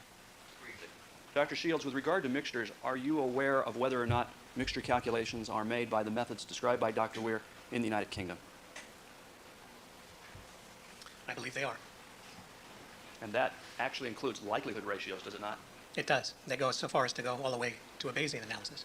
And likelihood ratios even incorporate the known types of the individuals involved in the case, don't they? Yes. Dr. Weir's offered frequencies, such as the one in 71 that we discussed, don't even incorporate the known types of the individuals who may be associated with the case, do they? That's correct. Thank you. Nothing further. Sure. Dr. Weir said his approach was based on an article by Ian Evatt, who's a British statistician and forensic scientist. That's correct. Okay. Do you know whether Dr. Evatt advocates the use of likelihood ratios to communicate with juries or not? He does. Does he advocate presenting likelihood ratios as numbers? No. Okay, thank you. Well, if you're not going to do it as a number, how are you going to do it? He uses words like strong evidence, extremely strong evidence, mild evidence, bad evidence. All right. Thank you. Any other witnesses, Mr. Thompson? Mr. Clark? Just a brief comment, Your Honor. Thank you. I think the narrow issue before the court, frankly, is foundation at this point. The court asked that there be a foundation provided. The people had the burden of providing a foundation for the admissibility of the frequencies. That portion of Dr. Weir's work that refers to frequencies, not likelihood ratios. And I'm also addressing the 352 issue as to whether or not it would be unduly confusing to the jury to present in this manner, or whether or not it would have the possibility of misleading the jury, this manner of presentation. Very well. That's what foundation, and then those two aspects of 352. I think I might address those best by describing the intent with which we had in the manner of offering this type of evidence. All right, we're talking about 29, 78. Which other mixtures are we talking about? The Bronco console stains? Exactly. There are several in the Bronco. There are several, if not nearly all. They're nearly all on the glove. In other words, nearly all of the results on that board. So those are by far the bulk. So it's largely on the glove board, to a lesser extent on the Bronco board, and then one item, number 78, on the Bundy scene board. So that's what we're dealing with in our view, as far as the mixtures. It was our intent, and we'll just use the example of number 29, the Bronco stain, to use a range nearly, well, actually identical in terms of its description on the board and to the jury, from the most common number to the rarest number for those mixture frequencies calculated by Dr. Weir. And one of those examples would again be, and I just don't have the page. Does the court have the report before it? Not open to the page, no. All right.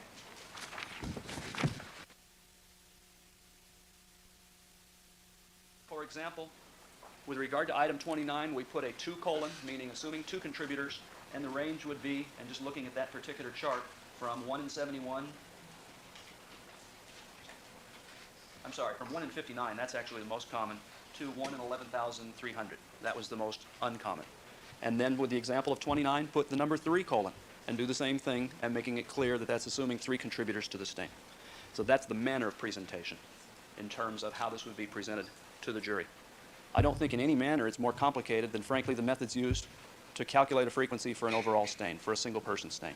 So I don't think the court should have concern about that, because we could be spending days and days on simply the single stain donors, or could have, that were presented previously to this jury. So I don't think 352 is a valid basis to prevent this type of calculation any different than I don't think 352 by itself, other than the numbers as suggested by the defense, are simply misleading. In fact, they're terribly misleading, as Dr. Weir described earlier.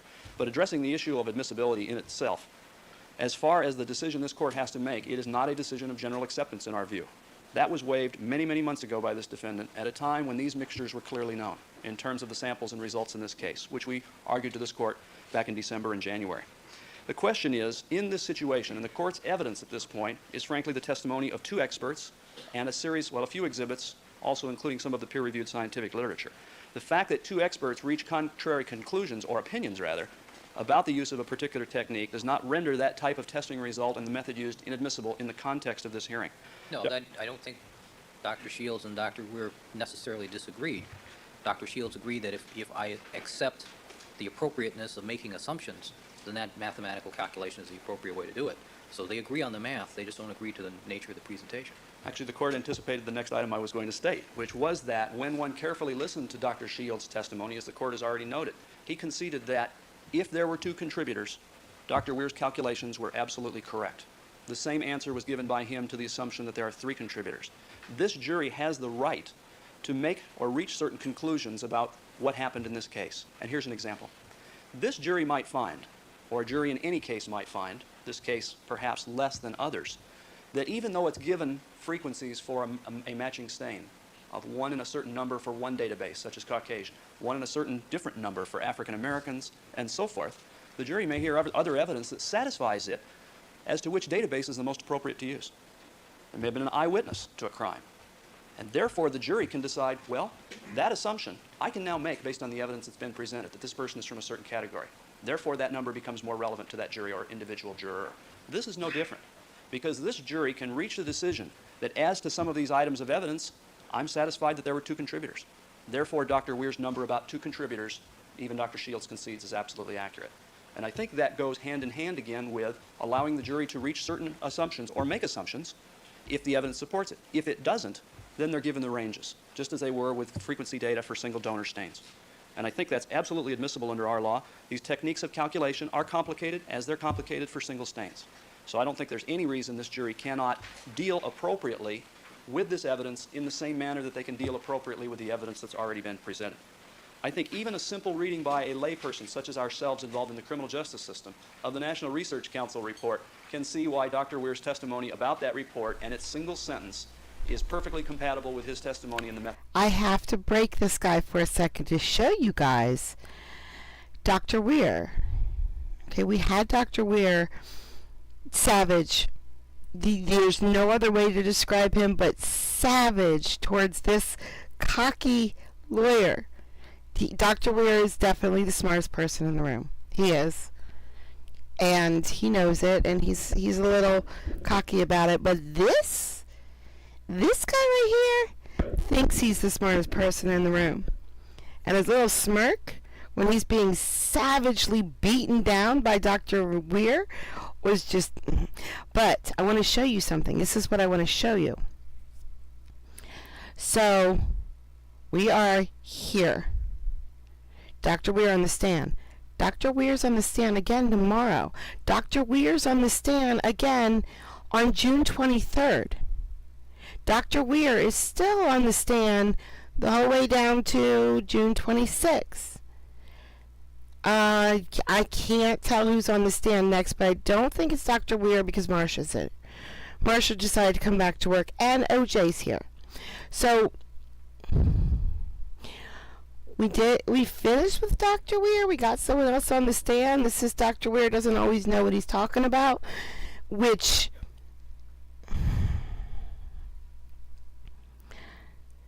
For some reason, I trust Dr. Weir's more.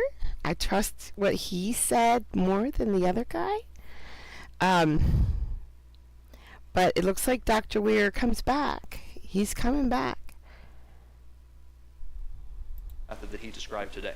I think Dr. Shields was overstating it for all of us when he said that that language in the National Research Council report is unambiguous. But Mr. Clark, doesn't any trial judge have to be very cautious about adopting techniques and testimony that is contrary to the NRC report? Not at all. I think the testimony before this court, and if I recall, the court noted some weeks ago the fact that that report in and of itself was not only subject to controversy, but I think the court used the term outdated.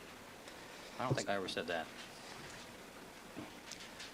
I don't recollect having said that, but certainly the case law dealing in this area often comments that the legal system is often a year or two behind the scientific community in these matters. Fortunately, in California, we see our case law going away from the National Research Council report, if we can judge anything by the last half a dozen decisions or so. So if the court is concerned about criminal justice system versus the National Research Council report, I think one only needs to look to California, let alone the number of states across the country that either rejected it in terms of having any effect on admissibility or finding that things have moved away from that and that, frankly, that report is now very old in an area that's moving quickly. So no, I don't think courts should be concerned about the National Research Council report playing a role and telling courts what to do. I hope that answers your question. Based on all of these reasons, and again considering the nature of this hearing, it's our opinion that this court should allow, and in fact the jury should be given the benefit of conservative but probative information about what these mixtures mean to this jury. And I think no one could state it better than Dr. Weir has today in terms of the significance of this evidence, not even incorporating the known individuals in this case, which ultimately would arrive or lead to a likelihood ratio that we're not even seeking to use at this time. Thank you.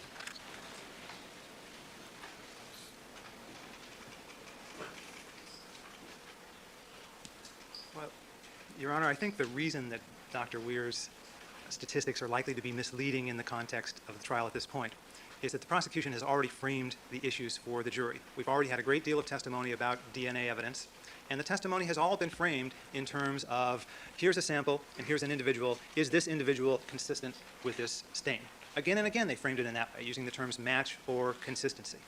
And when that kind of evidence is presented, it is always logically relevant to ask what percentage of the population would also be included or be excluded, which is exactly the number that the National Research Council computes.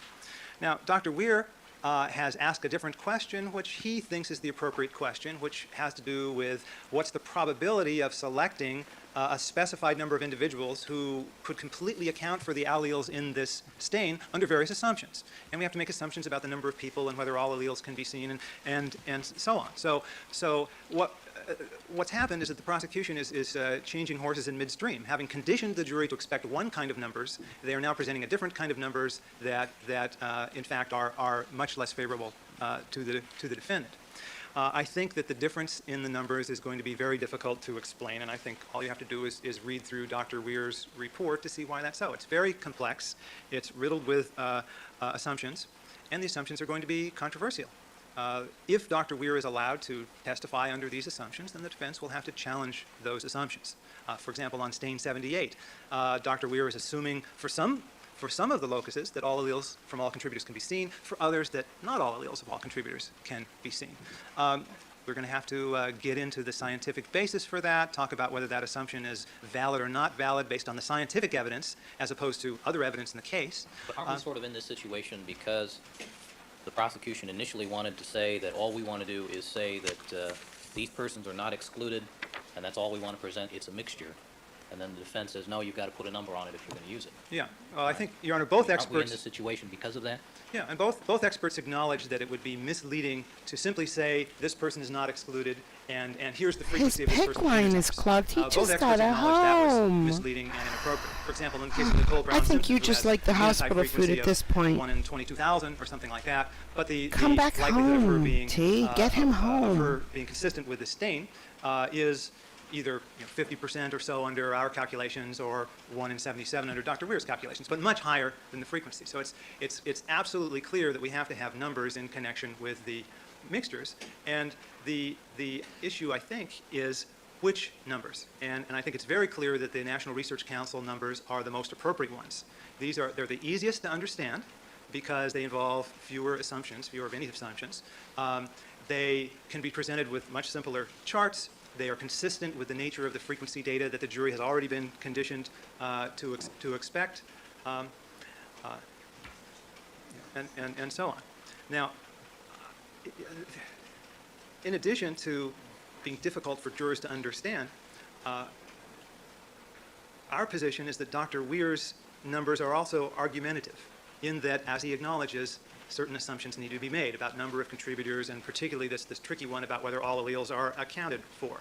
Now, Mr. Clark said, well, that's fine, we'll just have him make a number of different assumptions. But it's clear that Dr. Weir is not going to be able to make all possible assumptions. There are endless variation of assumptions. So necessarily the prosecution is going to be picking and choosing among the assumptions that he comments on.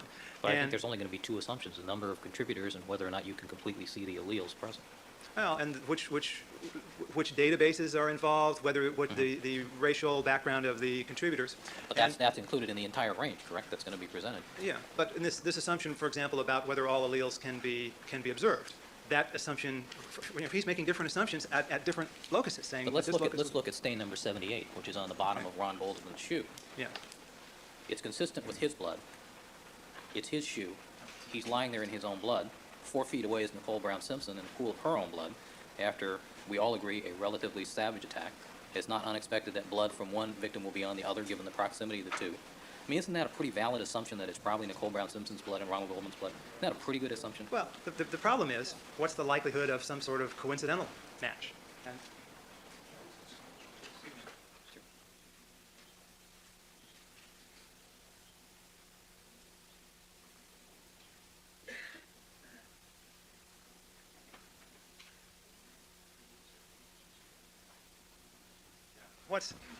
what's truly misleading about this and really pernicious is that Selmark's report itself, and this is Selmark's report of December 5th, says that the additional contributor to that stain, other than Nicole, cannot be identified. Ron Goldman cannot be either included or excluded according to Selmark's standards. But by computing these frequency statistics in the way that Dr. Weir is doing it, it's a way of roping Goldman back into the stain, capitalizing on the rarity of Nicole Simpson's genotype. So Mr. Clark, do you have, excuse me, just a second, do you have the 78 board? Yes. Bundy board. Let's take a look at that. So there's little controversy that item 78 contains DNA from Nicole Brown Simpson, and the her pattern is extremely rare. The real question is whether Ron Goldman's included too. Under Dr. Weir's method, when you ask what's the probability of both of them being there, you get an extremely low rare number because both of them include Nicole. So the inference with regard to Goldman is being bootstrapped against the rarity of Nicole Brown Simpson's pattern. You know, our position is that since Selmark's report says it's inconclusive as to Goldman, we shouldn't be engaged in this game at all. But we think this is just a way of rescuing an inconclusive match and trying to make the evidence appear more powerful than it is. Well, the fact that Ronald Goldman's blood is on Ronald Goldman's shoe, you know, the probative value of that, as far as your client is concerned, is not compelling. I mean, it would be expected that Ronald Goldman's blood would be on Ronald Goldman's shoe, wouldn't you say? Well, given the nature of the manner in which he died. All right, do you have any other bootstrapping concerns with any of the other samples? Well, I think in all because of inconclusive results? Well, I think with regard to sample 29, for example, when Gary Sims testified, he was speculating that maybe Ronald Goldman was part of stain 29 and one of his alleles simply wasn't detected. Now, that was speculative testimony, but if prosecution experts are going to engage in that form of speculation with respect to 29, then I think that we would have to, and if Dr. Weir testifies to his numbers, then we'll have to explore the implications for Dr. Weir's numbers. My recollection, though, is that on 29, I did not allow that inconclusive on the board. Pass the Goldman, is my recollection. Is that correct, Mr. Clark? My recollection of the testimony is that he testified that he could not tell whether Goldman was there. Right, and I did not allow it on the board. The results board is my recollection. Okay. It was a double negative. We didn't try to put it on there. All right. Okay. Yeah. So in any case, and the assumptions regarding number of contributors also involve difficulties because there's no scientific basis for determining whether a particular stain has 2 or 3, if it has more than 1, for example, unless you draw conclusions from other evidence in the case. Now, the prosecutors are, for some of the stains, are presenting assumptions of 2 and 3. They don't present any assumption that there could be 4, but look at stain 29. Under their theory of the case, there could well be 4. They seem to be assuming it's yeah, so there could, you know, their approach requires this plethora of numbers. If you look at Dr. Weir's report on page 38, when we're talking about item 29, the jury, with respect to the assumption of 2 contributors, assuming all alleles of all contributors can be seen, which we may dispute, but under that assumption, I see 1, 2, 3, 4, 5, 6, 7, 8, 9, 10 different numbers, which range from 1 in 71 to 1 in 11,306, which seems a broad range and confusing, but that's not the end of it. Then, under the assumption of trios or 3 contributors, we have a list of a very long list. It looks like about 15 numbers, ranging from 1 in 9 to 1 in 3,500. And of course, then we get into the confusion factor of how the jurors are going to integrate these different estimates together if they don't, you know, they're not sure how many contributors it would be. So we have the 11 different numbers under the assumption of 2 contributors, and the 15 different numbers under the assumption of 3 contributors, and maybe if we had to compute it under 4 contributors, there'd be even more numbers, and they would be all over the place, and the jurors have to put it together and try to understand it. It's very confusing. And I think the National Research Council report is much simpler and clearer and more easily understood intuitively. Now, if the prosecutors want to make the point that the probability of getting a match with 2 people would be higher than the probability than the percentage of people who would match, that's fine. But that's an argument, Your Honor. That should not be presented to the jury. That kind of argument should not be presented to the jury in the guise of expert testimony. But then then Mr. Clark would be testifying during the course of his argument as to the math behind it. That's the alternative, if I accept your argument. He simply makes the argument that the percentage of the population that would be included in the mixture is 50%, but take into account we've got 2 people included here, for example, who both would have to be included. I mean, that's an argument. It's to allow the expert to come in and state that as a conclusion based on factual assumptions that haven't been demonstrated by the evidence is argumentative in its form, and it would present to the jury the impression that these conclusions have been proved scientifically, when in fact they're premised on assumptions being made about the nature of the evidence. And of course the prosecution in its presentation controls which assumptions are chosen and which assumptions are not chosen, giving the prosecutors the option of influencing the nature of the scientific testimony by the way they frame the questions. None of that can happen under the National Research Council's report because it makes no assumptions about these crucial factors. So it's simple, it's clear, it's conservative, and that's the way we should go. There's one other point about the bootstrapping issue, and that comes from Dr. Weir's tendency to slip into the language of likelihood ratios. And although the prosecutors say they're not offering likelihood ratios, I heard Dr. Weir repeatedly talk about the frequencies as if they were likelihood ratios, and even make the statement that these frequencies can be used as likelihood ratios, and likelihood ratios for testing the hypotheses that he frames as contact versus no contact.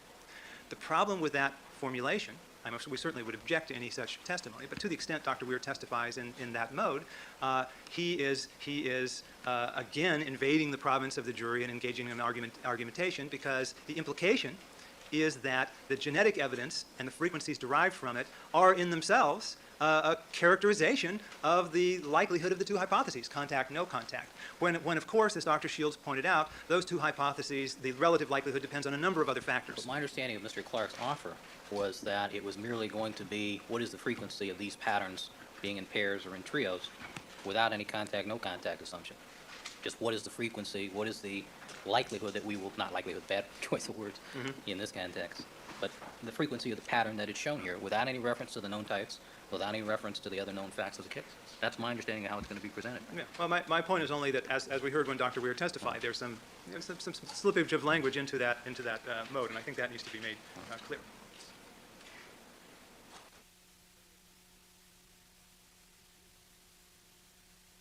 Yeah, one other point that Mr. Scheck brings to my attention is that even doing it under the approach you just outlined with no assumption, there's still a very broad range of numbers here the jury has to. Oh, I agree. contend. There's Yeah. huge numbers, but then we've got huge numbers already, don't we? Yeah, when we have 25 to 35 different numbers, which range from 1 in 9 to 1 in 11,000, what is the jury going to make of that? That's difficult to But understand. don't we have to assume that the jurors have some basic fundamental intelligence that they can evaluate what this is worth? If you have a statistic that's 1 in 9 to 1 in 3,500 and it's a mixture. Judge! Judge, are you listening to what you're saying right now? Oh. Oh, I have it wrong. I have it all badly for you guys. It's all cut off. I'm sorry, I didn't even notice that. No, Judge. We can't assume that jurors have basic knowledge.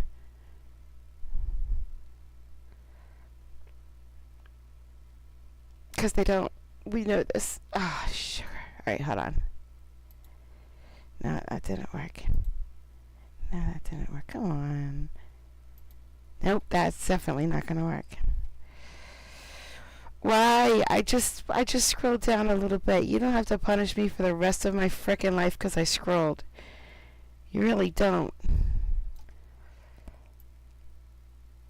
That's almost good. That is almost good.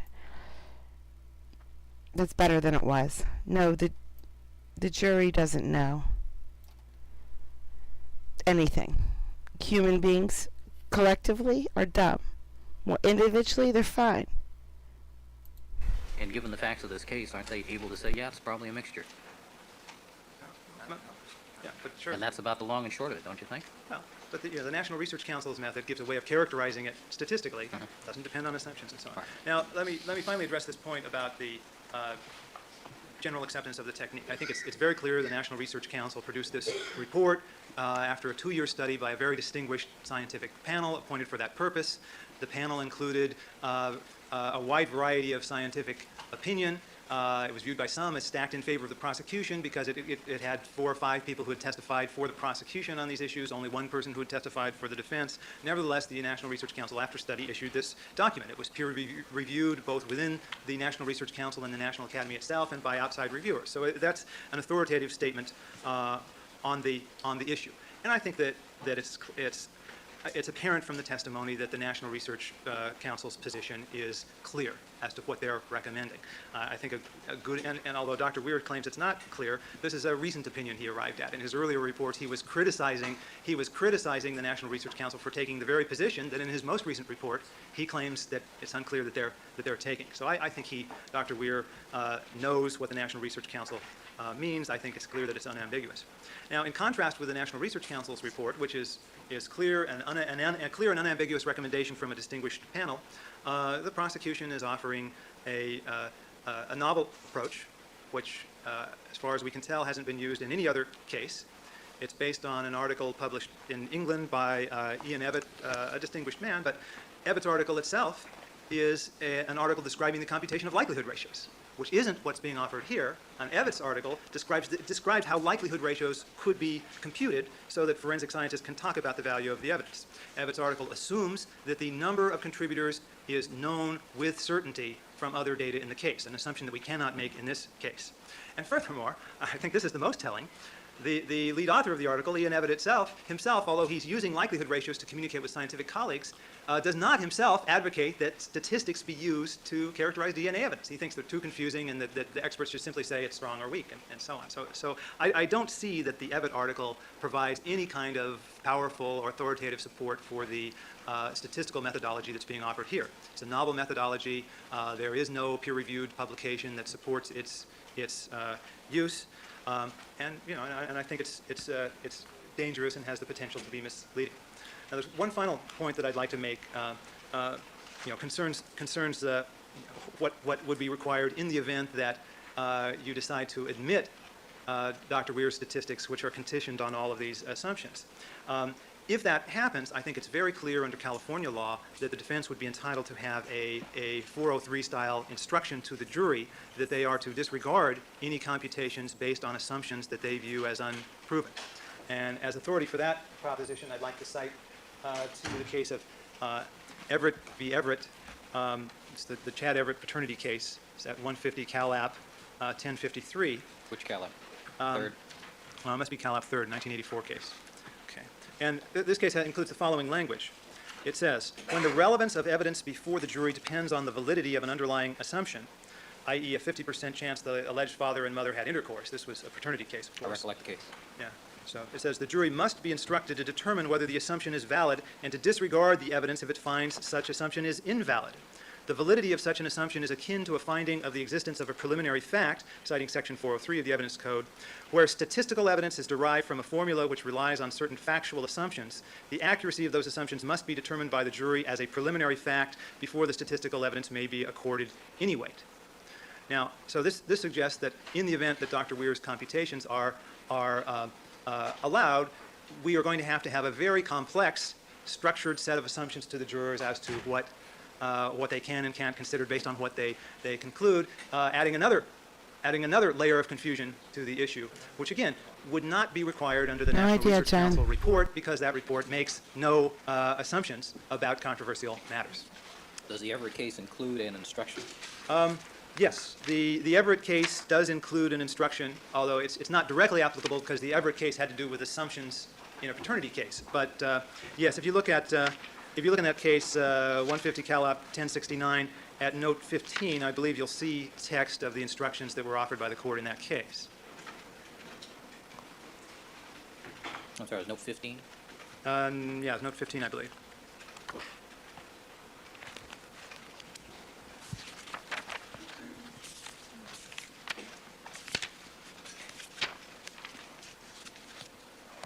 Yes, note 15.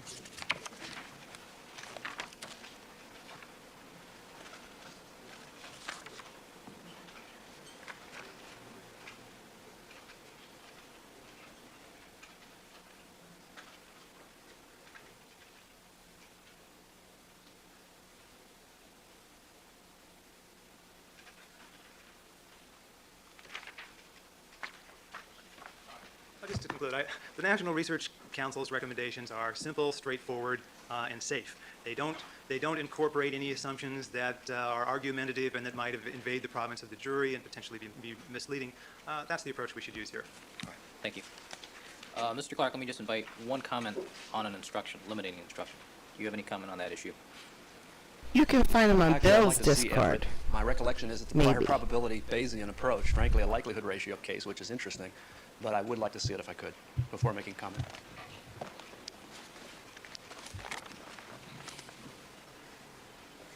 I think it basically says before you consider this evidence, you have to make a finding that the assumptions upon which it is based is true. Actually, I can make one comment initially. The same is true with all the reported frequencies and frankly with much of the evidence in this case. It's always true in a criminal case, but if we may. Is that footnote 15? I'm sorry? The instruction is at footnote 15.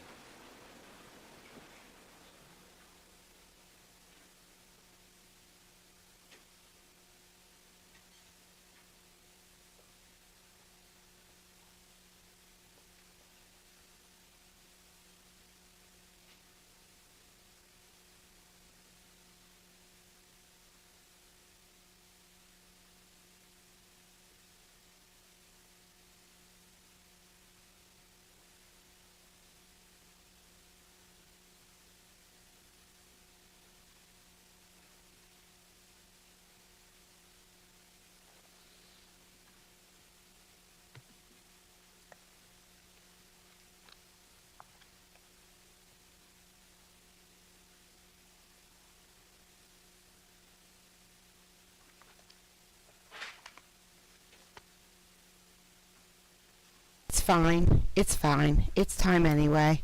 It's a good breaking point. We went over a tiny bit, not a lot. Maybe we'll just finish out what Judge Ito says real quick, It and is then a bit end on it. the wordy side, but in concept, I That don't one think is we, yes. from Everett. But in concept, I don't think we disagree with that. All right.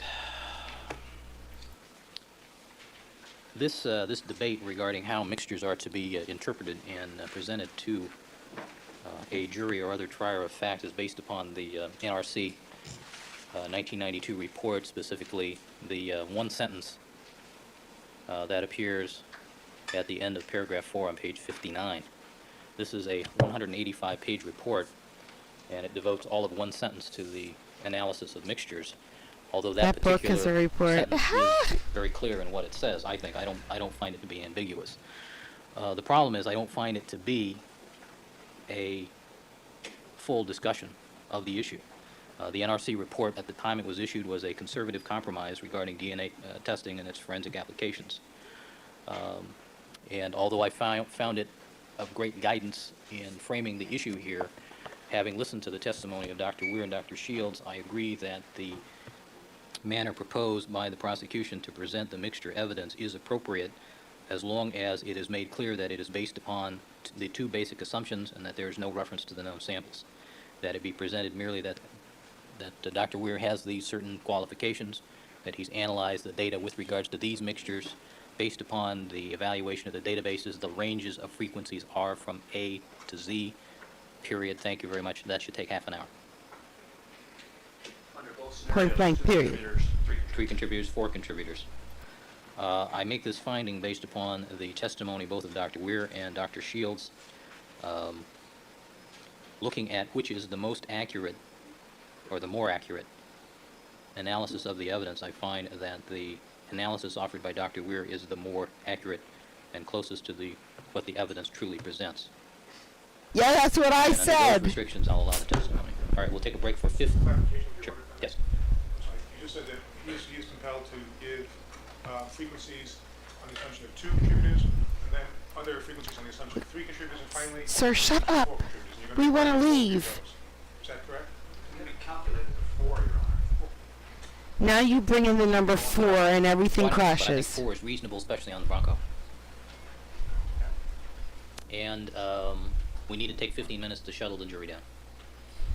just as to Also, I am likely to give an instruction at the conclusion based upon what I told you, The conclusion of the testimony?